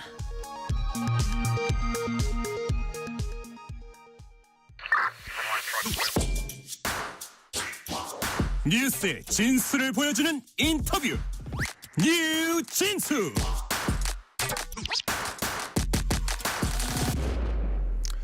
미국 대선에서 트럼프 당선으로 무역 보호주의와 무역 분쟁에 대한 우려가 커지고 있습니다. 실제 트럼프는 집권 1기 시절 한미 FTA를 흔들고 관세로 중국을 타격하기도 했습니다. 바이든 행정부의 보조금 약속을 믿고 미국에 진출한 우리 기업들도 정책 변화 가능성에 촉각을 곤두세우고 있습니다. 정부는 대통령 주재 경제 안보 점검회의 여는 등 대응에 부심하고 있습니다. 오늘은 역대 통상교섭본부장들을 인터뷰하면서 현안을 깊이 있게 취재한 KBS 보도국 통일외교부 신지혜 기자와 트럼프 2기 무역정책과 대응 방안을 짚어봅니다. 신지혜 기자 어서 오세요. 안녕하십니까. 대통령실도 출입했었죠. 예, 직전에 대통령실에 하고 이제 외교부로 옮겨왔습니다. 안보실도 출입하고 또 외교부도 출입하고. 와. 자. 근데 미국 현지에 직접 가진 않았지만 여기서 화상 인터뷰도 하고 그랬나요? 그렇습니다. 지금 트럼프 행정부가 출범한 이후에 워낙 이제 어떤 변화가 올지에 대해서 관심들이 많다 보니까 여러 기관에서 이전에 트럼프 행정부를 겪어봤던 공직자들 혹은 전문가들을 모아서 하는 토론회, 세미나가 굉장히 많이 열리고 있는데요. 네네. 지난주에 이제 한국경제인협회, 예전에 전경련이었던 그 협회에서 역대 통상교섭본부장 4명을 불러서 토론을 해본 거예요. 트럼프가 다시 온다는데 네네. 네네. 어떤 일이 벌어질 것 같냐. 의미 우리 있는 어떻게 해야 토론을 되냐. 했네요. 예, 네. 그렇습니다. 그래서 미국에 있는 여한구 전 본부장은 화상으로 네. 나머지 세 분, 뭐 김종훈, 유명희 전 본부장 같은 분들은 오프라인으로 직접 와서 네. 이제 본인의 경험을 나눴던 그런 자리였고 거기에 가서 취재를 했습니다. 그렇군요. 제가 워싱턴 특파원 할 때 예. 미 대사 그 미국 현지 한국 대사관에 상무관을 했었는데 나중에 통상교섭본부장까지 한 아주 뛰어난 그 공무원이죠. 이분이 그 인터뷰를 했군요. 네. 자, 신지혜 기자는 KBS 대표에서 외교부 출입하고 있습니다. 트럼프 후보 당선되고 나서 기자들 바빠졌어요. 굉장히 바빠졌습니다. 아마 해리스 후보가 당선될 때보다 두세 배는 바쁜 것 그래요? 같아요. 그러니까 왜냐하면 해리스 후보가 됐다면은 바이든 행정부의 정책을 거의 어느 정도 이어갈 거니까 예측 가능성이 굉장히 높잖아요. 네. 근데 트럼프 행정부가 다시 온다고 하니까 일단 2016년에 1기 행정부 때의 기록 그때부터 시작해서 그리고 트럼프 대통령이 낙선한 다음에 이제 자연인으로 있을 때 했던 말들까지 다 찾아보고 그중에 우리 한국과 뭐가 연관이 있을까를 알아봐야 되니까 네. 일이 훨씬 많아졌더라고요. 그러니까요. 또 이제 그 부지런한 기자만 바쁜 건지 여튼 한번 보시고요. KBS 자, 기자는 하여튼 바쁩니다. KBS 기자는 바쁘다. 그거는 팩트고. 자, 우리 경제와 직결되는 현안이 그 무역 정책입니다. 트럼프는 미국에 들어오는 물건에 관세부터 붙일 거다. 이렇게 막 강조를 네. 많이 해왔는데 트럼프 당선인이 무역 정책이 이렇게 강경한 이유 뭡니까? 그러니까 애초에 트럼프 당선인이 정치를 시작한 거, 그러니까 대선에 네. 나오기로 결심한 게 이 미국의 만성적인 무역 적자를 고치겠다 이거였습니다. 그러니까 이 무역 적자라는 이슈는 트럼프라는 사람에게는 최우선 현안이라고 참모들이 계속 말을 하고 있는데요. 그러니까 트럼프는 이렇게 생각합니다. 미국이 지켜주는 나라, 예를 들면 한국을 보면 네. 한국은 미국이 지켜주면서 안보 우려를 좀 덜었으니까 그걸로 아낀 돈으로 그리고 그렇게 확보한 어떤 안정적인 환경에서 좋은 물건을 싸게 만들어서 그걸 미국에 갖다 판다. 또는 FTA, 우리 양쪽이 좋다고 체결하는 FTA를 했더니 미국만 약속을 지키고 상대 국가는 계속 자국의 산업을 지원해주면서 우리 미국에 와서 또 물건을 팔아간다. 뭐 팩트와 다른 부분이 있긴 있는데. 네, 그런 식의 인식을 가지고 있기 때문에 이걸 반드시 내가 대통령이 돼서 바로잡아야겠다라는 생각을 했고 그 주변의 참모들도 이런 생각을 공유하는 사람들이 있습니다. 그렇기 때문에 잘 아시는 것처럼 1기 행정부에서 무역 정책을 굉장히 강하게 추진했잖아요. 네. 그때 이제 미국 무역대표부, 그러니까 무역 정책을 총괄하는 그 대표가 라이트하이저였잖아요. 네. 라이트하이저가 책에 이렇게 썼습니다. 미국과의 무역에서 이득을 많이 보는 국가, 그러니까 흑자를 많이 내는 국가는 양보할 준비를 해야 된다. 그렇지 않으면 잃을 것이다. 그러니까요. 양보하라. 그렇지 않으면 잃을 것이다. 이런 기조가 2기 행정부에서 반복될 거고 그것은 트럼프 당선인이라는 사람이 가지고 있는 그런 어떤 무역 적자에 대한 인식으로부터 비롯되는 겁니다. 자기가 이제 그걸로 당선이 됐기 때문에 그거를 아예 집권 초기부터 이제 이기죠. 그 초기부터 강조를 할 거고 지금 말씀하신 그렇습니다. 대로 양보 안 하면 잃을 것이다. 네. 동맹도 예외 없다. 네. 이렇게 막 강조를 해왔어요. 그렇다면 신 기자 보시기에 우리 산업 영역 중에서는 어떤 영역이 특히 영향을 많이 받을 것 같아요? 쉽게 말해서 미국에 수출을 할 때 흑자를 많이 내는 종목들이 이제 타겟이 될 겁니다. 네.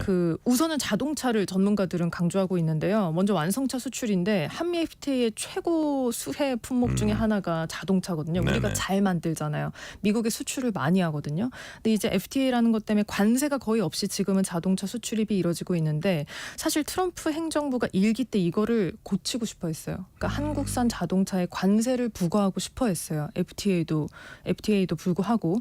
그래서 재협상을 했었는데 이 관세를 붙이기 전에 코로나19가 터지면서 좀 유야무야 됐거든요. 네. 근데 아까 말씀하신 그 여한구 전 통상교섭본부장이 나중에 트럼프 쪽 사람들한테 들어보니까 우리가 너무 후회된다. 그거를 마무리를 못해서 그거를 하면 미국 정부가 한국산 자동차에 관세 부과를 못한 게 후회된다. 그건 다시 돌려 말하면 이번엔 반드시 하려 그럴 거다? 그럴 가능성이 굉장히 높다고 전문가들은 보고 있고요. 그때 나왔던 관세율은 25% 정도거든요. 네. 물론 협상을 해봐야겠지만 이번에도 이 정도를 제안을 하고 우리랑 이제 딜을 하려고 할 거다.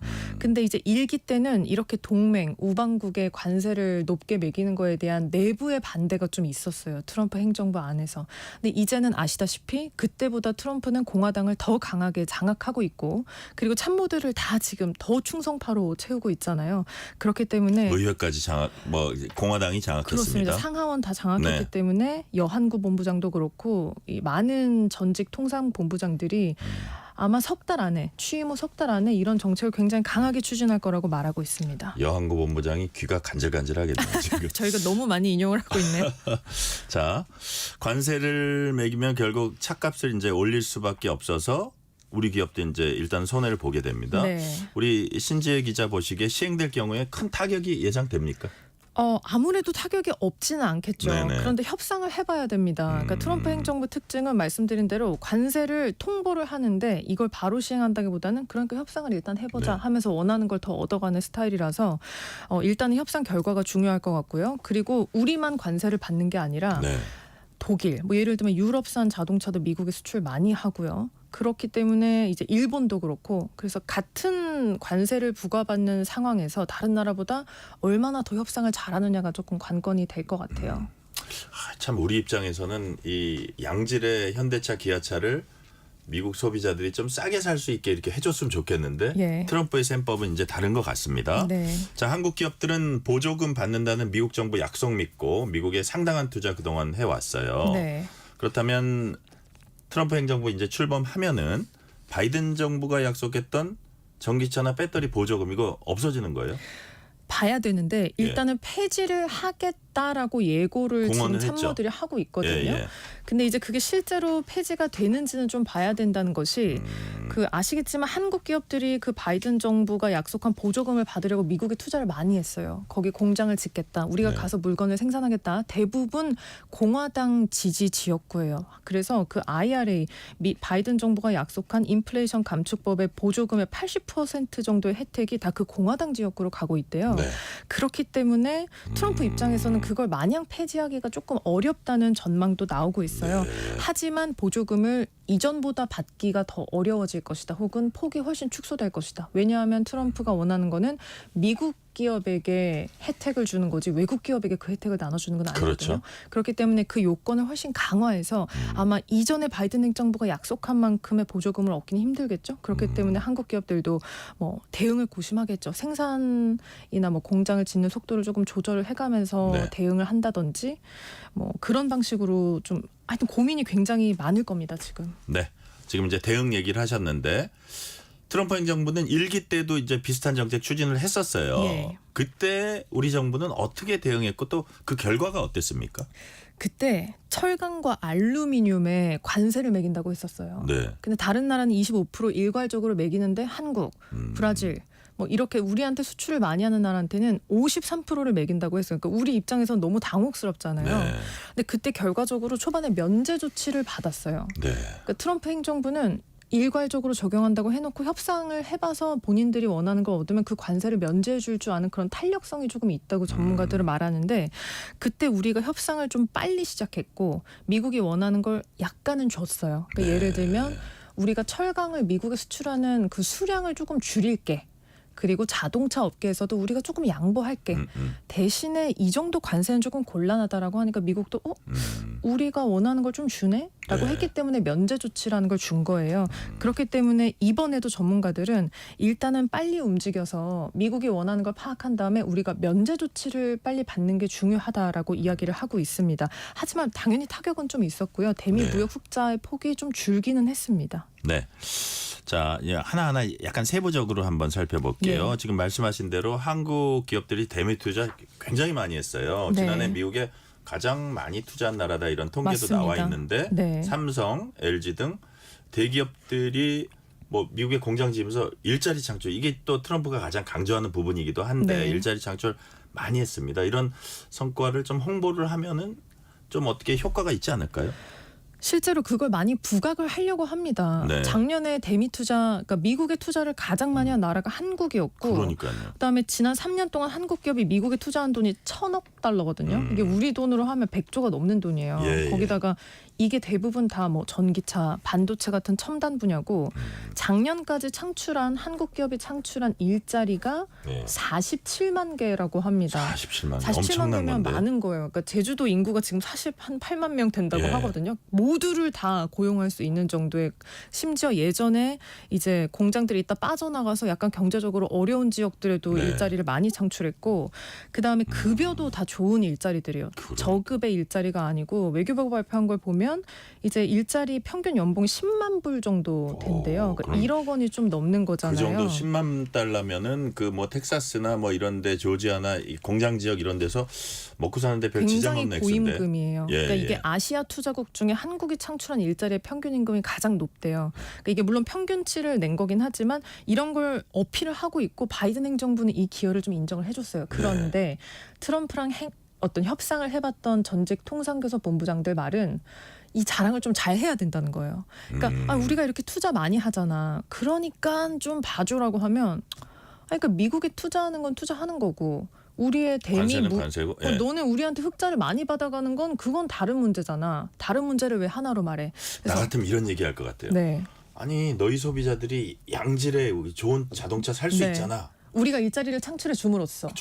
그러나 그렇게 생각을 좀 통해요? 안 하는 큰일 경향이 났네. 있어서 예. 이렇게 말을 해봤더니 협상장에서 나온 트럼프 측 관료들이 네. 예전에 이런 얘기를 했었대요. 아니 한국이 우리가 무역 적자를 줄이는 데는 별로 관심이 없고 가르치려고 좀 한다. 그래서 기분 나빠하기도 해요. 네, 아니 이렇게 설명을 왜 하지? 우리한테 중요한 건 무역 적자를 줄이는 건데 이게 네. 유명희 전 통상교섭 본부장의 말이었어요. 그래서 우리는 이제 미국이 그 무역 적자를 줄이고 싶어하는 그 의도를 정확히 파악하고 거기에 맞는 어떤 대응을 해야 된다는 그런 얘기들이 조금 있었습니다. 네, 지금 아까 신재 기자가 잠시 얘기했는데 뭐 텍사스라든지 테네시, 조지아 예. 이쪽 이제 그 공화당 강세 지역 의원들이 있으니까. 그런 의원들 통해 가지고도 이제 좀 설득할 필요가 있다는 얘기는 아까 이미 하셨고 네. 트럼프가 쓴 책 중에 거래 기술이라는 책이 있잖아요. 맞습니다. 자기가 이렇게 딜의 달인이다 뭐 이런 그 예. 자랑을 늘어놓는 책인데 트럼프 맞춤형으로 우리가 거래 기술을 잘 절묘하게 발휘한다면 네. 뭔가 길이 열리지 않을까요? 그러니까 협상을 잘 해야 되죠. 이게 참 어려운 건데, 근데 이제 일단 잘 되고 있는 수출을 우리 손으로 줄이기는 어렵잖아요. 네. 우리가 자발적으로 수출량을 줄일게요 하는 거는 제살 깎아먹기니까 안 되고. 그러니까 미국은 수출 많이 해도 되는데 그만큼 많이 사가라는 거거든요. 적자를 줄이고 싶다는 거잖아요. 무역 적자를. 그렇기 때문에 지금 우리 정부가 검토하는 것 중에 하나는 미국산 에너지를 추가로 수입을 하는 겁니다. 어차피 미국산 우리가 에너지. 써야 될 에너지의 양은 정해져 있는데 딴 데서 하는 것보다 그렇습니다. 예. 지금 뭐 호주, 카타르, 미국 같은 데서 액화 천연가스를 사오고 있거든요. 네. 근데 기존에 그 국가들과 계약이 만료되면 그거를 미국에서 사오기로 하는 거예요. 이런 접근은 트럼프 행정부 일기 때도 했었거든요. 아, 그래요. 근데 한국이 또 이제 산업 기반 제조업 국가다 보니까 이런 에너지 수입량이 굉장히 많잖아요. 그래서 이 부분에서 좀 미국에서 우리가 석유, 원유라든지 천연가스를 좀 사올 수 있는 그런 딜의 여지가 여지가 있을 수 조금 있다? 있고, 이런 식으로의 어떤 우리가 무엇을 더 사올 것인가, 그래서 미국과 어떻게 딜을 할 것인가, 이런 그래요. 고민을 좀 하는 거로 알고 있습니다. 예. 자, 우리 신재 기자 얘기가 귀에 쏙쏙 들어오네. 자, 다음 한국이 가진 장점도 분명히 있을 것 같습니다. 한국의 강점을 활용할 수 있는 부분 이런 것도 어떤 게 있을까요? 뭐 제조업의 뭐 능력이라든지 이런 거 활용할 수 없을까요? 너무 있습니다. 너무 그러니까 있어요? 너무 좋은 협상 카드를 우리가 가지고 있어요. 네. 그러니까 그 전통상교섭본부장들이 하는 얘기가 있어요. 2016년하고 2024년에 한국 기업들의 미국 내 위상 네. 또 역량이 굉장히 높아졌다는 거예요. 공장들 얼마나 많아요. 많이 지었고 뭐 LG 에너지 솔루션 이런 거 네. 있잖아요. 그리고 현대차. 예. 좋은 일자리를 많이 만들었다고 했잖아요. 그리고 미국이 이제 알기 시작한 거예요. 한국 기업들이 우리한테 이렇게 투자를 한다. 그렇기 때문에 이런 것들을 부각을 해야 되는데 지금 트럼프의 제1의 목표는 중국이에요. 중국을 억제하고 네. 견제하는 것. 그래서 자기네 안보를 지키는 것. 근데 지금 그러자면 미국이 이제 중국에 의존하고 있는 부분들을 줄여야 되는데 그 과정에서 한국의 도움이 많이 필요하다는 거예요. 네. 그러니까 미국의 취약한 제조업 기반을 중국이 아닌 다른 데서 보완하려면 어디에다 해야겠다. 딱 떠오르는 나라가 한국이 먼저 떠오를 맞았어요? 수 있는 제 대답이? 리스트에 있거든요.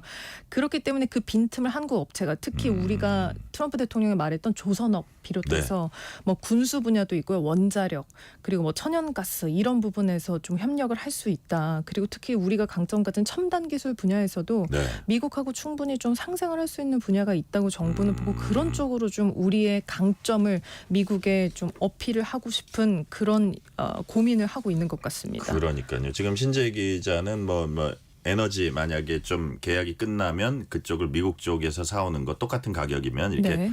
사오는 것으로 돌리고 우리 제조업의 강점도 최대한 살리자 이런 취지로 말씀하셨잖아요. 네. 요걸 약간 더 큰 틀에서 우리가 한번 보면 예.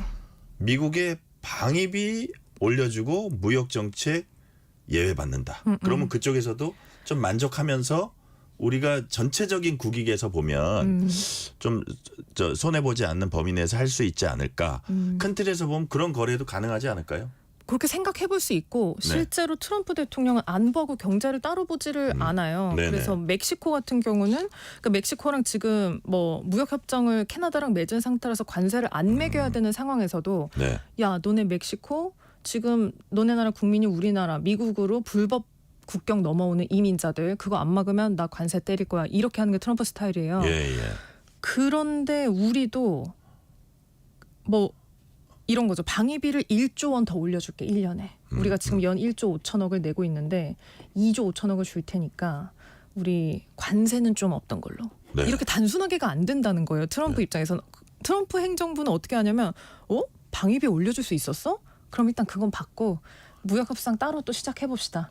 여력이 있으시네. 섣불리 얘기해서는 안 되겠군요. 네. 그렇기 때문에 외교 당국자들도 방위비 재협상은 우리 언론이 혹은 우리나라에서 먼저 이야기하는 것은 불리하기 때문에 그냥 가만히 있을 거다.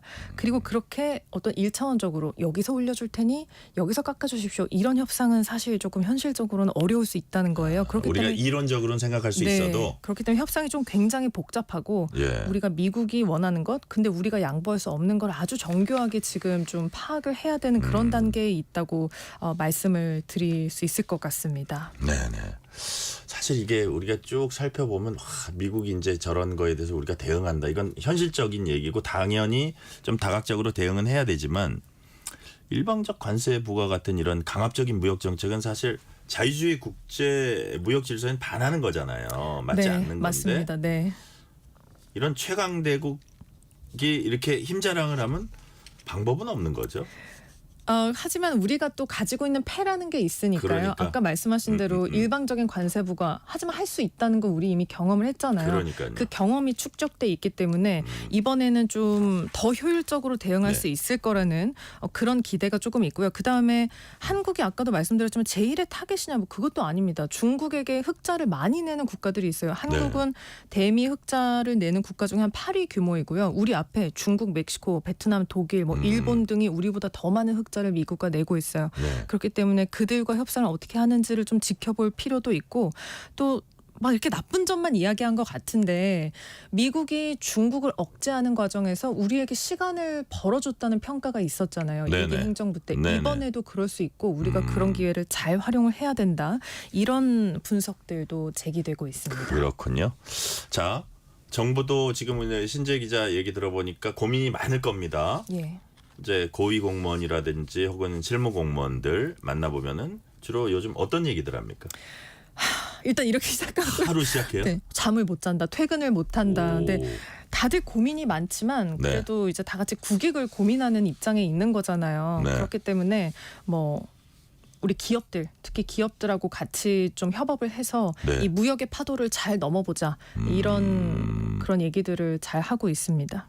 네, 무역의 파고 잘 넘어보자. 그 정부 혼자서 할 수 있는 것도 아니고 네, 기업들 그 산업계만 할 수 있는 것도 아니고 그렇습니다. 같이 협업을 해서 잘 넘어보자 이런 얘기하고 있는 저 공무원들 뭐 열심히 일하고 같이 그 업계에서도 호응했으면 좋겠습니다. 이 파고를 잘 넘으면 좋겠다는 생각을 하면서 오늘 말씀은 여기까지 듣겠습니다. 지금까지 KBS 보도국 통일외교부 신지혜 기자였습니다. 말씀 감사합니다. 고맙습니다. 퇴근길 당신과 함께 읽는 세상 이야기 KBS 일라디오 뉴스레터 K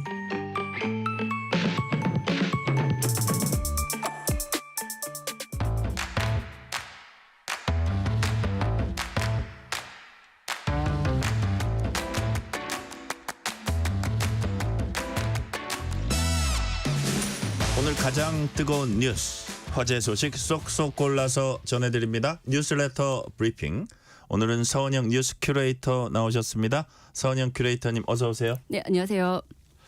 미국 바이든 정부가 우크라이나에 에이테크스 장거리 지대지 미사일로 러시아 본토를 타격할 수 있게 허가를 했습니다. 그 의미가 뭔지 좀 설명을 해주세요. 네, 오늘 이거 상당히 좀 큰 뉴스였는데요. 그러니까요. 그동안 이제 미국, 유럽 쪽에서 우크라이나 지원용으로 사실 무기가 많이 넘어갔습니다. 그런데 예.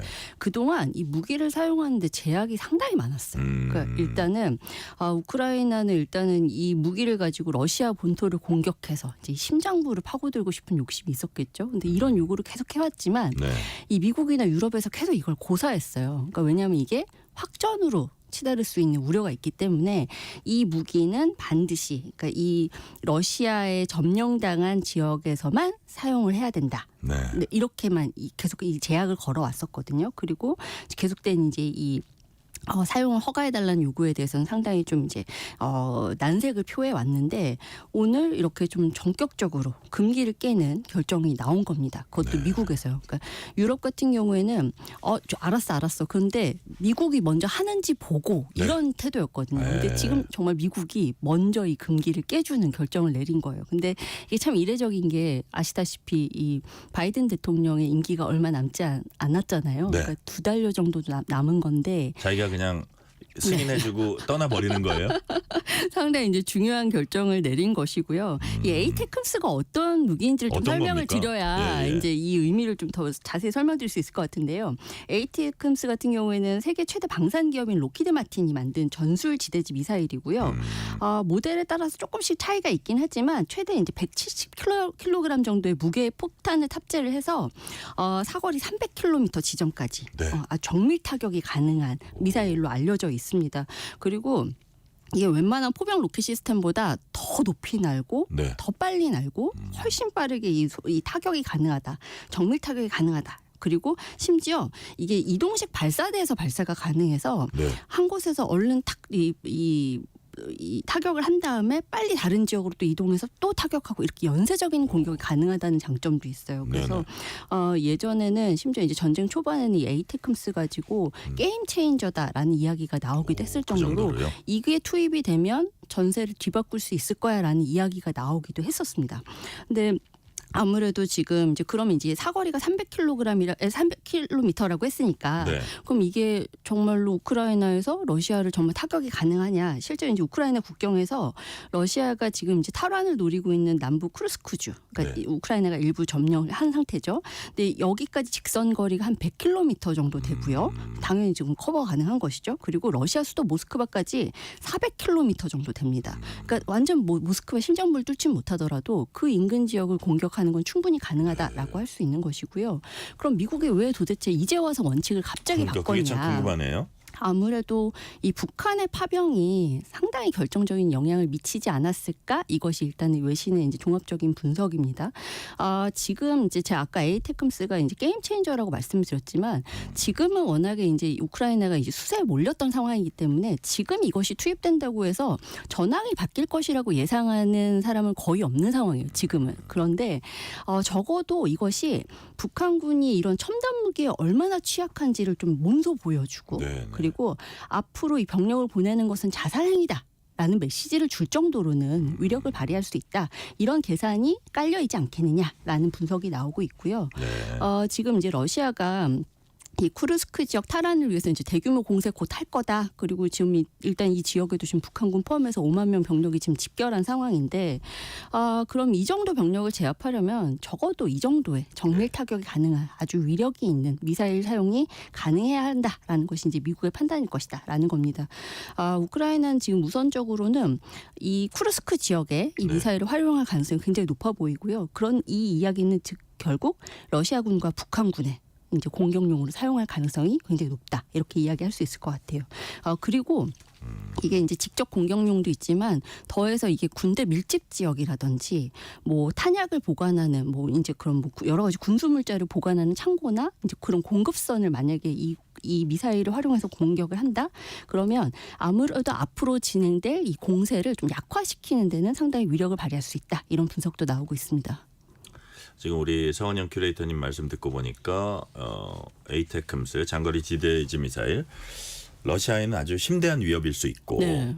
그렇게 그 정도로 이거를 승인한 걸로 봐서는 미국 측이 이제 러시아에 강력한 경고 네. 메시지를 날리고 있는 건데 그만큼 또 이렇게 이번 결정으로 러시아가 보복에 나설 가능성도 이제 배제할 수 없는 거잖아요. 아, 당연히 그렇습니다. 그렇죠. 그게, 자기 네. 보복에다가 칼을 겨누는데 바이든 행정부 내에서도 이런 약간 확정 가능성, 러시아의 보복 가능성 우려하는 목소리가 있을 것 같아요. 네, 당연히 있고요. 지금도 사실 이제 그런 우려의 목소리들이 분명히 나오고 있습니다. 그런데 사실 이제 이 임기가 2달 남은 상황에서 이 네. 바이든 행정부가 내릴 수 있는 선택지가 많지 않았던 것으로 일단은 보여요. 그러니까 지금 이 트럼프 당선인이 우크라이나 추가 지원에 상당히 부정적이지 않습니까? 네네. 그리고 심지어 이제 지금 계속해서 나오는 분석이 트럼프 행정부가 들어서자마자 이 러시아가 이미 점령한 우크라이나 영토 계속 소유하는 조건으로 해서 네. 아마 전쟁을 끝내려고 할 것이다라는 관측이 계속해서 나오고 있는 상황이고요. 그럼 여기에서 그나마 이제 이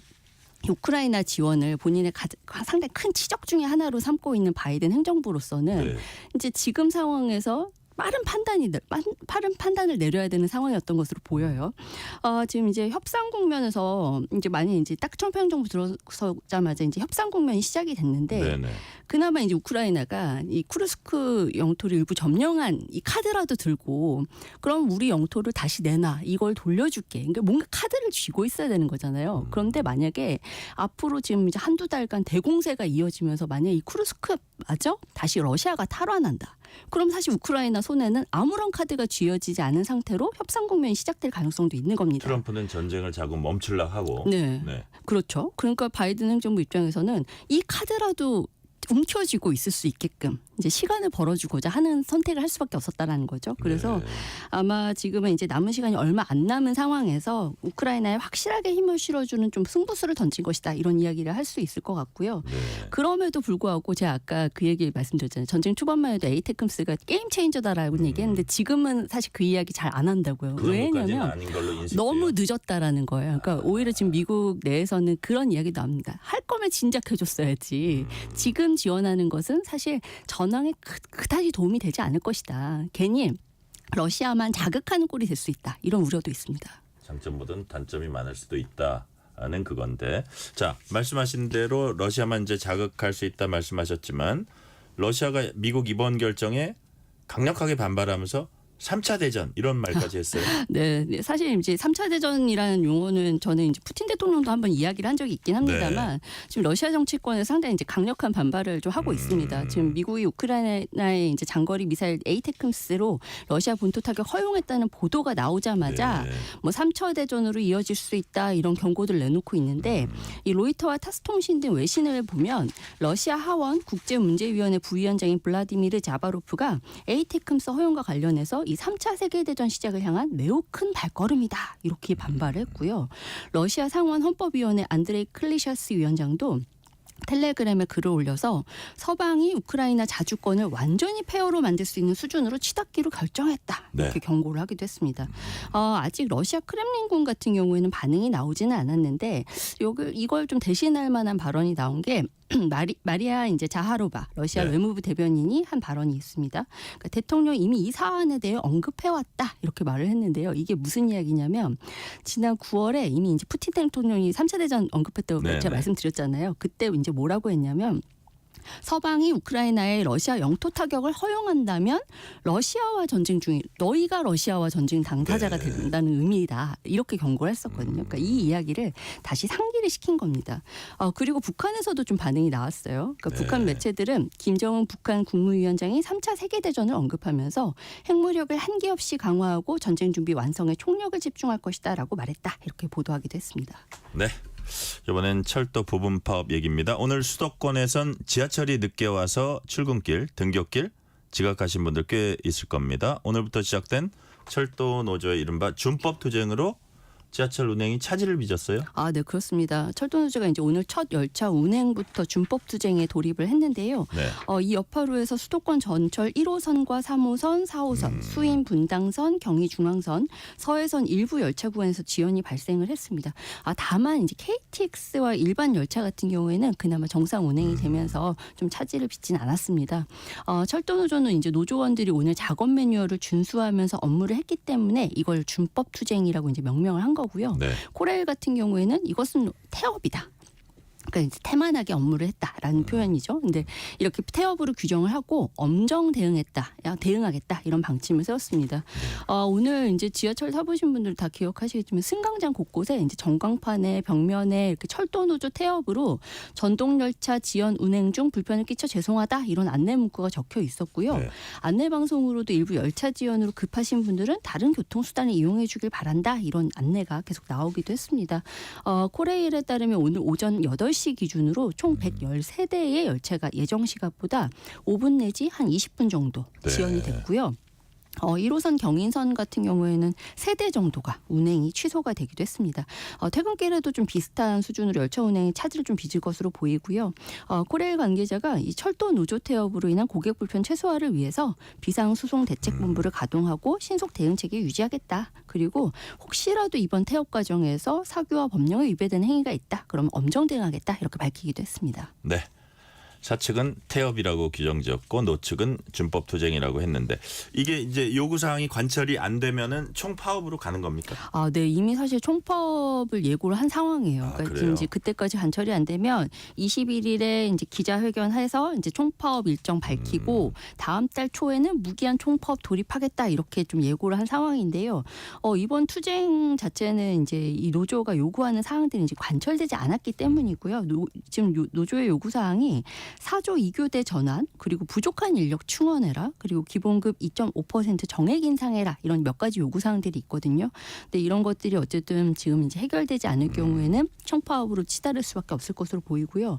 여기에 더해서 오늘 조금 전에 1에서 8호선 운행하는 이제 서울교통공사 노조 같은 경우에도 거의 파업 수순 돌입한 것으로 보입니다. 아마 이달 다음 달 상당히 이제 좀 혼란이 예상이 되는 상황인데요. 이미 지금 쟁의행위 돌입을 위한 찬반 투표를 진행을 했고 70% 이상이 찬성표를 던졌다고 합니다. 그래서 지금 이제 19일에 총파업 일정 밝히는 기자회견 예고하고 있는데 그때까지 이제 이 쟁의 행위에 어느 정도 이제 간격이 좁혀지지 않는다면 아무래도 총파업으로 가게 될 것으로 보입니다. 자, 다음은 배추값 얘기입니다. 올해는 배추값이 비싸서 김장 담기는 어려울 거다 이렇게 예상들 많이 했었거든요. 근데 어느새 배추값이 많이 안정됐다고 합니다. 얼마나 내렸습니까? 저는 사실 이제 이 9월에 10,000원이라는 그 가격이 지금까지 잊혀지지가 않았었는데. 서은영 큐레이터님 김장 하세요? 저는 안 합니다. 사실 그러세요? 저는 김치를 사 먹습니다만 그래도 이 배추 하나의 가격이 10,000원이라는 가격은 상당히 좀 헉하는 가격이잖아요. 그렇죠. 근데 참 그 사이에 가격이 빠르게 안정이 된 것으로 보입니다. 일단 지금 이제 한국농수산식품유통공사 조사 내용을 보면 지난 15일 기준으로 배추 평균 소매 가격이 포기당 3,257원까지 내려왔습니다. 그러니까 한 달 사이에 이제 60% 정도 넘게 이제 하락을 한 건데요.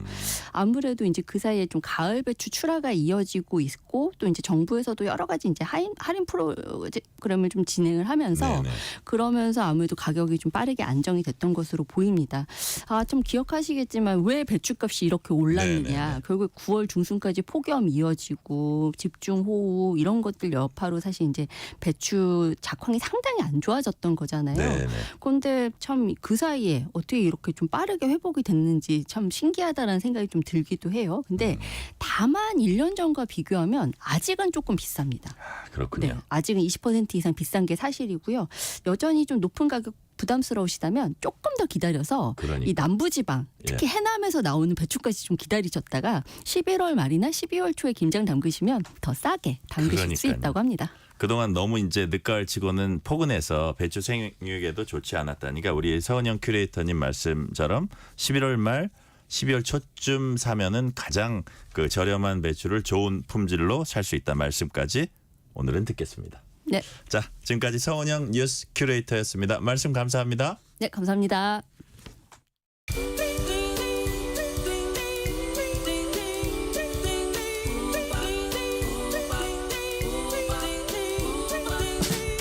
오늘 하루 뉴스를 정리해주는 다정한 편지 한 통. KBS 1라디오 뉴스레터 K.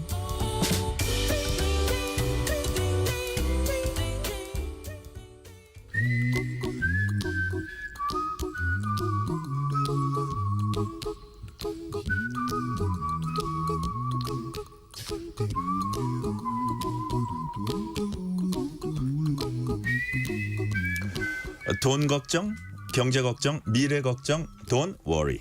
전문가와 함께 모든 경제 걱정 해소해드리는 시간입니다. 오늘도 권혁중 경제평론가 나오셨습니다. 권혁중 평론가님 어서 오세요. 네, 안녕하십니까. 지난주 국내 증시가 미국 대선 여파로 급락했습니다. 환율은 1,400원대 고착되는 분위기도 있습니다. 오늘은 이런 미 대선이 금융시장에 미치는 여파 집중적으로 알아보겠습니다. 자, 먼저 증시를 보면요. 코스피가 8월 블랙 먼데이 이후 처음으로 2,400선이 붕괴되기도 했어요. 네. 지금은 좀 회복이 됐습니까? 네, 조금 회복이 됐습니다. 조금이요? 이제 코스피 같은 경우가 오늘 본다 그러면 2,400선 좀 위로 올라왔고요. 네. 2.16% 상승을 했는데 이건 온전히 사실 삼성전자가 올랐기 때문에 네, 삼성전자가 사실 전체 시총의 코스피 시총의 한 15% 담당하고 있거든요. 네. 대단한 거죠, 사실. 정말 네, 어마어마하군요. 어마어마한 겁니다. 사실 네. 하나의 종목이 그 정도 차지하고 있다는. 그래서 삼성전자가 오르면 이제는 코스피 지수는 보통 오릅니다. 그래서 네. 삼성전자 오늘 크게 올랐기 때문에 또 그래서 이제는 코스피 지수가 좋은 흐름을 이어왔고요. 코스닥은 700선 깨진 다음에 사실 좀 회복이 안 되고 있습니다. 한 689선에 머물러 있는데 네. 이게 사실 금리 이슈가 가장 커요. 그러니까 사실 이제 금리 인하가 좀 속도가 둔화될 것이라는 예측이 나오고 있습니다. 지금 연준 쪽에서도 그런 예가 나오고 있고요. 근데 사실상 이제 금리가 그러면은 높아진다. 예를 들어서 떨어지는 게 좀 완화된다. 그렇게 된다 그러면 기술주 중심으로 본다 그러면 금리가 인하되는 게 호재거든요. 네. 근데 이게 좀 둔화된대요. 그러니까 당연히 뭐 나스닥이라든지 아니면 우리나라 이제 코스닥 같은 기술주 중심으로 있는 지수는 좋은 흐름을 이어가지 못해요. 그래서 스케줄대로만 갔었으면 좋았을 텐데, 근데 갑자기 이제 트럼프 트레이드라든지 트럼프 공약 때문에 금리 인하 속도가 좀 둔화될 거란 이슈로 인해서 우리나라의 뭐 코스닥 지수 그렇게 좋은 흐름을 이어가지 못하고 있다고 말씀을 드립니다. 네. 반면에 뉴욕 증시는 사상 최고가를 몇 번이나 갈아치웠습니다. 가상자산도 이제 슈퍼 호황 누리고 있는데 그런데 우리 증시는 이렇게 힘을 못 쓰는 그 이유 뭘까요? 일단 거래 대금이 없어요. 그러니까 거래 대금이라는 얘기는 과거 우리가 이제 동학개미 운동 이렇게 많이 들어보셨잖아요. 예. 그러니까 외국인들이 팔아도 우리 국내 이제 개인 투자자분들이 그걸 또 매수하면서 사실상 지수를 이끌어 왔습니다. 그런데 아시겠지만 과거에 뭐 금투스 이슈라든지 아니면은 미국 대선의 불확실성 이런 것들로 인해서 많은 분들이 우리나라의 장을 떠나서 미국으로 많이 가셨거든요. 그러다 보니까 지금 외국인들이 좀만 팔아도요 지수가 뚝 떨어집니다. 그러니까 사실상 거래 대금 자체가 없다 보니까 방어가 안 돼요. 그래서 지금 뭐 더더욱 이런 현상이 심화되다 보니까 국내 투자자분들이 사실 미국으로 다 가셨다. 코인 쪽으로 다 가셨다. 동학개미가 서학개미 됐다? 그렇죠. 이게 좀 안타깝습니다. 사실 거래 대금이 없다 보니까 뭐 지수 방어가 안 된다는 부분이라고 좀 말씀을 드리겠고 두 번째로는 사실 뭐 트럼프 트레이드에 대한 문제인데요. 일단 2차 전지라든지 자동차 반도체에서 이제 많이 안 좋은 흐름을 이어가고 있죠. 왜냐하면 직격탄이거든요. 사실 지금 뭐 전망에 의하면 그러다 보니까 사실 지수가 안 좋은데 공통점이 있죠. 2차 전지, 자동차, 반도체. 우리나라 지수를 코스피 시장, 코스닥을 이끌어왔던 주도했던 종목들입니다. 근데 이게 악영향을 미친다 그러니까 당연히 다 매도세가 나올 수밖에 없고 지수가 빠질 수밖에 없어요. 그래서 이러한 어떤 추세가 있다 보니까 우리 국내 장이 참 어려운 구간을 지금 지나가고 있지 않을까 이렇게 생각을 한번 해보겠습니다. 그러니까요. 우리의 주력 업종들이 직격탄을 맞게 되니까 우리 장은 당연히 지금 현재 상태는 안 좋다 이런 말씀 해주셨고요.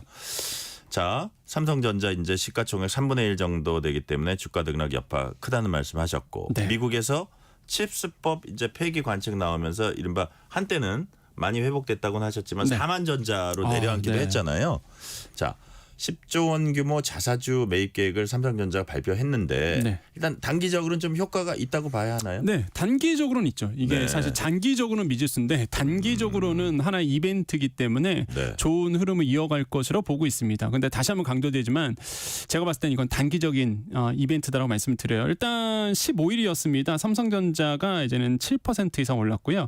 오늘이죠. 오늘은 또 5.98% 올랐거든요. 그러니까 사실 이게 자사주 매입 또 3조 원에 의하는 한 3조 원 소각을 한다고 발표했거든요. 그러니까 10조 원 자사주 매각하고 그 중에 3조 원을 소각한다. 그럼 당연히 이제 주주 가치 제고가 되죠. 그래서 주주를 갖고 있는 분들한테는 호재이기 때문에 더더욱 이제 매수세가 이제 들어올 수밖에 없고요. 사실 이런 부분이 지금 삼성전자에 대한 부분들을 이끌어 가고 있고 뭐 단기적으로는 좋은 호재로서 작용을 할 거고요. 그럼 많은 분들이 삼성전자가 그럼 그럴 만한 재원이 있느냐? 왜냐하면 10조 원의 자사주를 이제 산다고 얘기했잖아요. 취득한다 그러다 보니까 그럼 돈이 있느냐? 돈은 충분합니다. 삼성전자는. 왜냐하면 그동안 사실상 굵직한 M&A가 없었어요. 과거에 이재용 회장이 이제 하만전자죠. 이제 하만 전장 부분에 있는 하만을 인수한 다음에 그 이후에 뭐 이렇게 돈 쓸 일이 없었습니다. 삼성전자 그럼 얼마 있대요 지금? 지금 같은 경우는 순현금만 86조 원 있습니다. 86조 원. 예, 순자산에서 부채 빼고요. 일단 거기서 보면은 차입금 빼면은 한 86조 원 정도의 순현금이 있는 걸로 지금 나오고 있거든요. 충분하죠. 사실 여기서 10조 원 쓰는 거는 그러다 보니까 뭐 크게 계획대로 이제 흘러갈 것이다 보고 있습니다. 자, 여당이 당론으로 반도체 특별법을 이제 발의를 했어요. 네. 이게 산업에 도움이 될 수 있을까요? 충분히 되죠, 사실. 뭐 이런 부분들은 분명히 뭐 저는 없는 것보다는 낫다라고 말씀드립니다. 일단 우리 수출이 잘 되고 지수가 오르려 그러면 반도체가 일단 살아나야 되는데 어쨌든 간에 뭐 반도체 특별법이라든지 아니면은 뭐 반도체와 관련돼서 뭐 지수의 흐름을 이끌 수 있는 좋은 법안들이 나온다 그러면 없는 것보다는 난데 근데 이제 삼성전자에 대한 향후 전망에 대해서 많은 분들이 궁금해 하시는데 제가 아까 강조드린 것처럼 이게 단기적 이슈라는 거죠. 사실 이게 2017년에도 있었습니다. 삼성이 된 자사주 소각했던 일이 있었는데 그 당시에 주가가 한 10개월 만에 한 49.94% 올랐거든요. 거의 50%는 올랐어요. 그게 굉장히 호재죠. 근데 그 당시에 그러면 자사주 소각 때문에 올랐겠느냐? 그것뿐만 아니라 그 당시에 최대 호황이었습니다. 삼성전자. 그때 영업이익이 50조 원을 돌파했었거든요. 2017년도에. 그러니까 실적 모멘텀이 있었어요. 근데 지금은 실적 모멘텀이 많이 둔화된 상태거든요. 그러니까 제가 바라보는 게 그거예요. 이게 실적에 대한 뒷받침이 있으면 정말로 이 자사주 소각 이번에 이슈가 정말로 큰 이슈가 되는 거고 단순히 자사주 소각만 한다고 그래서 실적이 모멘텀이 없으면 힘들지 않을까라고 보고 있는 거예요. 그래서 결국에는 펀더멘탈이고 결국에는 그 삼성전자가 가지고 있는 정말로 지금의 시장에서 바라보고 있는 엔비디아의 퀄 테스트를 언제 통과하느냐, 품질 테스트를 언제 통과하느냐. 근데 그 이슈만 나온다 그러면 이번 자사주 소각과 맞물려서 엄청난 폭발력을 발휘할 것 같은데 아직은 사실 그 이슈가 그 소문이 현실화되지 않았기 때문에 아직은 사실 삼성 주가에 대한 뭐 장기적인 흐름은 사실 지금 미지수다라고 좀 말씀을 드립니다. 자, 그렇다면 우리 증시가 언제 또 부양될 수 있을까 이런 관심이 이제 청취자들 많으실 텐데 우리 증시가 전체적으로 반등할 만한 요인만 이렇게 본다면 어떤 게 있을까요? 일단은 뭐 트럼프 트레이드에 대한 압력이 굉장히 거세잖아요. 다른 많은 분들이 지금 미국 쪽으로 다 돈을 쏟고 계시고 그 다음에 이제 코인 쪽으로 가다 보니 당연히 이제 우리네 국내 증시에 안 좋은 영향을 미칠 수밖에 없는데 그 반대로 생각해 본다 그러면 트럼프 트레이드가 이제 잠재워지는 그 순간에 다시 한번 이제 돈이 돌아올 수 있다라고 저는 생각을 해보겠는데 그러면 언제 이 트럼프 트레이드가 이제는 종료가 되고 사실상 우리나라의 증시에 대한 관심이 가져질까라고 본다 그러면 저는 아까도 말씀드렸지만은 결국에는 업황이고요. 결국에는 펀더멘털이 우리가 강해졌을 때. 근데 그게 뭐냐? 반도체라는 거죠. 자동차에 대한 우려스러운 부분이 있지만은 뭐 자동차는 전 크게 걱정을 안 합니다. 뭐 관세 부분 때문에 뭐 안 좋을 거다라고 보고 있는데 과거에 사실 우리가 25%의 보복 관세 뭐 한다. 그 당시에 이제 무역 233조였죠. 232조. 그래서 그것 때문에 사실 뭐 25%의 뭐 관세 한다고 그 당시 있었는데 그거 현실은 안 됐거든요.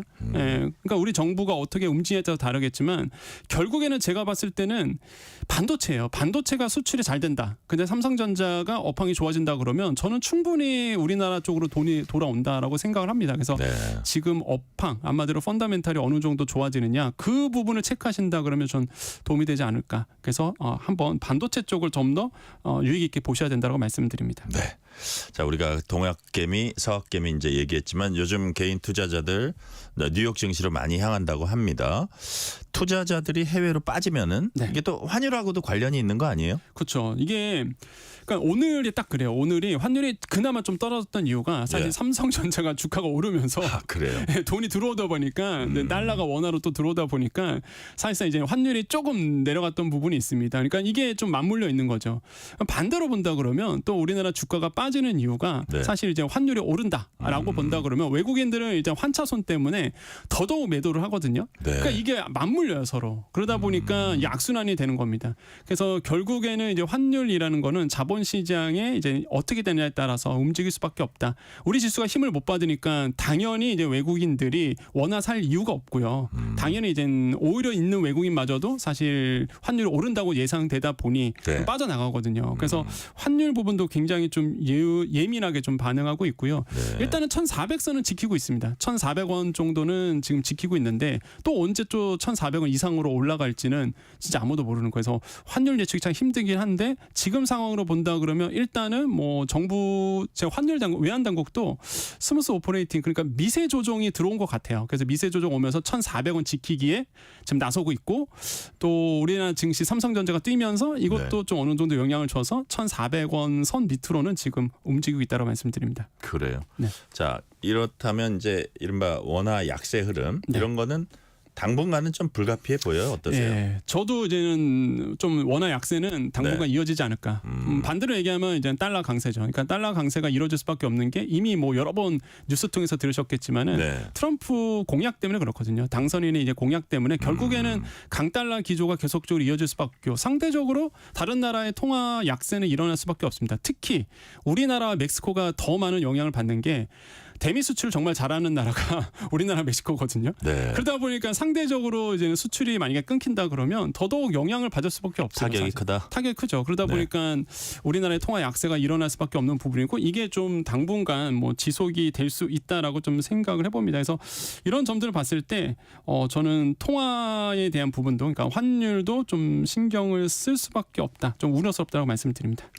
자, 미 연준이 금리 인하 속도를 늦추겠다는 또 신호를 내놨습니다. 이에 따라서 환율은 또 더 올라갈 거다 이런 전망이 나와요. 그렇죠. 왜냐하면 환율에 대해서 왜 예민하게 생각해야 되냐면 이게 금리랑 관련이 있잖아요. 그러니까 미국 같은 경우가 연준에서 금리 인하 속도를 이제 늦추겠다. 그 뜻은 뭐냐면 금리가 인하가 된다. 미국 금리가 인하된다. 그럼 이제는 달러가 약세가 되는 겁니다. 그런데 인하 속도를 좀 늦추겠대요. 그럼 강달러가 계속적으로 이어지겠네라고 이제는 시장이 참여자들은 판단한단 말이에요. 그러면 달러 사러 가는 거예요. 또 달러 사다 보니까 계속 달러가 이제는 세력이 넓어지면서 강달러 기조가 나오고 상대적으로 또 이제 환율이 우리는 좀 불안해질 수밖에 없는 거죠. 워낙 약세가 일어나면서 환율이 상승할 수밖에 없거든요. 그러니까 이런 점 때문에 지금 좀 시장의 참여자들이 이제 불안해하는 거고 이렇게 계속 가면 외국인도 더 떠나니까. 그러니까 더 자본시장 쪽에서는 환율 방어에 나설 수밖에 없는 부분이라고 말씀을 드립니다. 네네. 자, 1,400원 뚫렸을 때 당국이 이제 구두 개입을 했던 기억이 제가 있거든요. 근데 구두 개입이 통하진 않았던 것 같아요. 이유가 뭡니까? 일단은 이게 뭐 구두 개입을 한다고 해서 뭐 자본 시장에서 환율이 그렇게 크게 움직이느냐? 물론 투기꾼들 같은 경우는 살짝 움직이겠죠. 하지만 기본적인 어떤 구조에서 환율에 대한 흐름에 대해서 영향을 주는 부분이 바뀌지 않는 이상은 사실상 힘들다. 그러니까 뭐냐면 환율에 왜 우리가 약하냐면 일단 반도체 수출 안 되고 있는 부분, 그러니까 레거시 반도체죠. 범용 반도체가 중국 쪽으로 가격이 너무 밀려갖고 이런 부분 이게 하나의 이제 영향을 미칠 수밖에 없고 그 다음에 우리나라에 막대한 가계부채가 있습니다. 그러다 보니까 구조적으로 내수가 부진해요. 이것도 이제는 우리나라의 원화 약세가 일어날 수밖에 없고 세 번째로는 뭐 외국 기관들이 다 지적하는 거지만 고령화 문제거든요. 그러니까 고령화 문제 때문에 사실상 우리나라의 이제는 성장력이 둔화될 수 있다. 그러니까 이게 원화 약세인 거죠. 결국에는 그러니까 원화 약세가 일어날 수밖에 없는 이런 흐름들이 있다 보니까. 당연히 이제 우리는 환율이 불안해질 수밖에 없는 겁니다. 그래서 이러한 어떤 기본적인 것, 그러니까 구조적인 것들을 해결해야지만 앞으로 뭐 우리나라의 그 환율을 좀 잠재울 수 있다. 1,400원 넘으면 옛날 같았으면요 나라 망했다라고 얘기할 정도였어요. 그런데 지금은 1,400원 1달러에 1,400원 선이 그냥 뉴 노멀이 돼버렸습니다. 지금 상황. 뭐 그냥 넘어가면 넘어갔나 보네. 물론 걱정은 하지만 이렇게 돼버렸거든요. 또 우리 경제 기초 체력도 있으니까. 맞습니다. 그죠? 뭐 그런 것도 이제는 적용할 수 있는데 그러다 보니까 이런 부분 부분들이 지금 우리 자본시장을 이제 움직이고 있다라는 거고 정말로 과거와 다른 패턴들이 지금 일어나고 있다라고 말씀드립니다. 이 와중에 미국 재무부가 한국을 다시 환율 관찰 대상국으로 이제 지정을 했습니다. 네. 1년 만에 다시 지정한 건데 그 의미 뭡니까? 그러니까 너무 그렇게 걱정할 필요는 없습니다. 왜냐하면 그래요? 그냥 환율 관찰 대상국이지 이제 심층 분석 대상은 아니거든요. 그러니까 사실상 제재하지 않는다는 거예요. 그러니까 제재가 있는 건 아닙니다. 구체적인 그래서 행위가 있는 건 아니고 그냥 관찰하겠다 이런 얘기인데 그냥 이거예요. 미국 입장에서 보면은 그냥 꼴불견이시는 이런 겁니다. 그러니까 야 니네 너무 우리나라한테 수출 잘하는데 이런 거예요. 그러면 이런 것들에 대해서 사실상 이제 지목을 하는 거거든요. 이런 거예요. 그냥 세계 중에 대미 흑자가 네. 대미 무역 흑자가 우리 돈으로 21조 900억 원 이상인 나라. 이런 나라들. 그다음에 경상수지 흑자가 국내 총생산의 GDP의 3% 초과한 나라. 예. 그다음에 달러 순매수가 GDP 2% 초과한 나라. 그러니까 우리나라 입장에서는 되게 잘하는 거고 미국 입장에서는 사실 싫은 거죠. 그러니까 이런 거라고 보시면 되겠고 뭐 크게 지금 상황으로 본다 그러면 환율 지금 시장에 보면은 이게 지정됐는 날 그렇게 크게 움직이지 않았거든요. 그래서 뭐 이거 갖고 우려할 수준은 아니다라고 저는 생각해 봅니다. 자, 이제 트럼프 리스크가 이제 현실화는 될 텐데 그렇다고 해서 우리가 뭐 지레 겁먹을 필요는 없고 잘 대응하면 된다 이런 얘기도 많이 하시고요. 네. 이런 상황에서 과연 개인 투자자들 어떻게 움직여야 할지 시간 거의 다 됐지만 짤막하게 좀 정리해 주세요. 제발 빚버지 말아달라고 말씀드립니다. B2. 그래요? 지금 다시 또 B2가 막 성행하고 있습니다. 왜냐하면 코인 오르죠. 뉴욕 증시 오르죠. 앞으로 또 우리나라 또 삼성전자 오를 수도 있죠. 그러다 보니까 많은 분들이 지금 또 B2를 시작하셔갖고요. B2는 절대로 안 된다? 절대 안 된다. 그리고 특히 금감원 자료가 최근에 나왔는데 50세 이상 분들이 B2가 2년 전보다 18% 늘었다라고 나오고 있거든요. 네. 50대 이상 분들 특히 주의하시라고 말씀드립니다. 네. 오늘 말씀 여기까지 듣겠습니다. 지금까지 권혁중 경제평론가였습니다. 말씀 감사합니다. 네, 감사합니다. 오늘 뉴스레터 K는 여기까지입니다. 이른 추위가 찾아온 오늘 옷은 따뜻하게 잘 갖춰 입으셨습니까? 아침 찬바람은 내일까지도 이어진다고 합니다. 샵의 내 입술 따뜻한 커피처럼 오늘 끝곡으로 함께 들으시겠습니다. 커피 쿠폰 받으실 분들은 뉴스레터 K 홈페이지 확인해 주시고요. 오늘도 함께해 주신 청취자 여러분 진심으로 감사드립니다. 지금까지 뉴스레터 K 전종철입니다.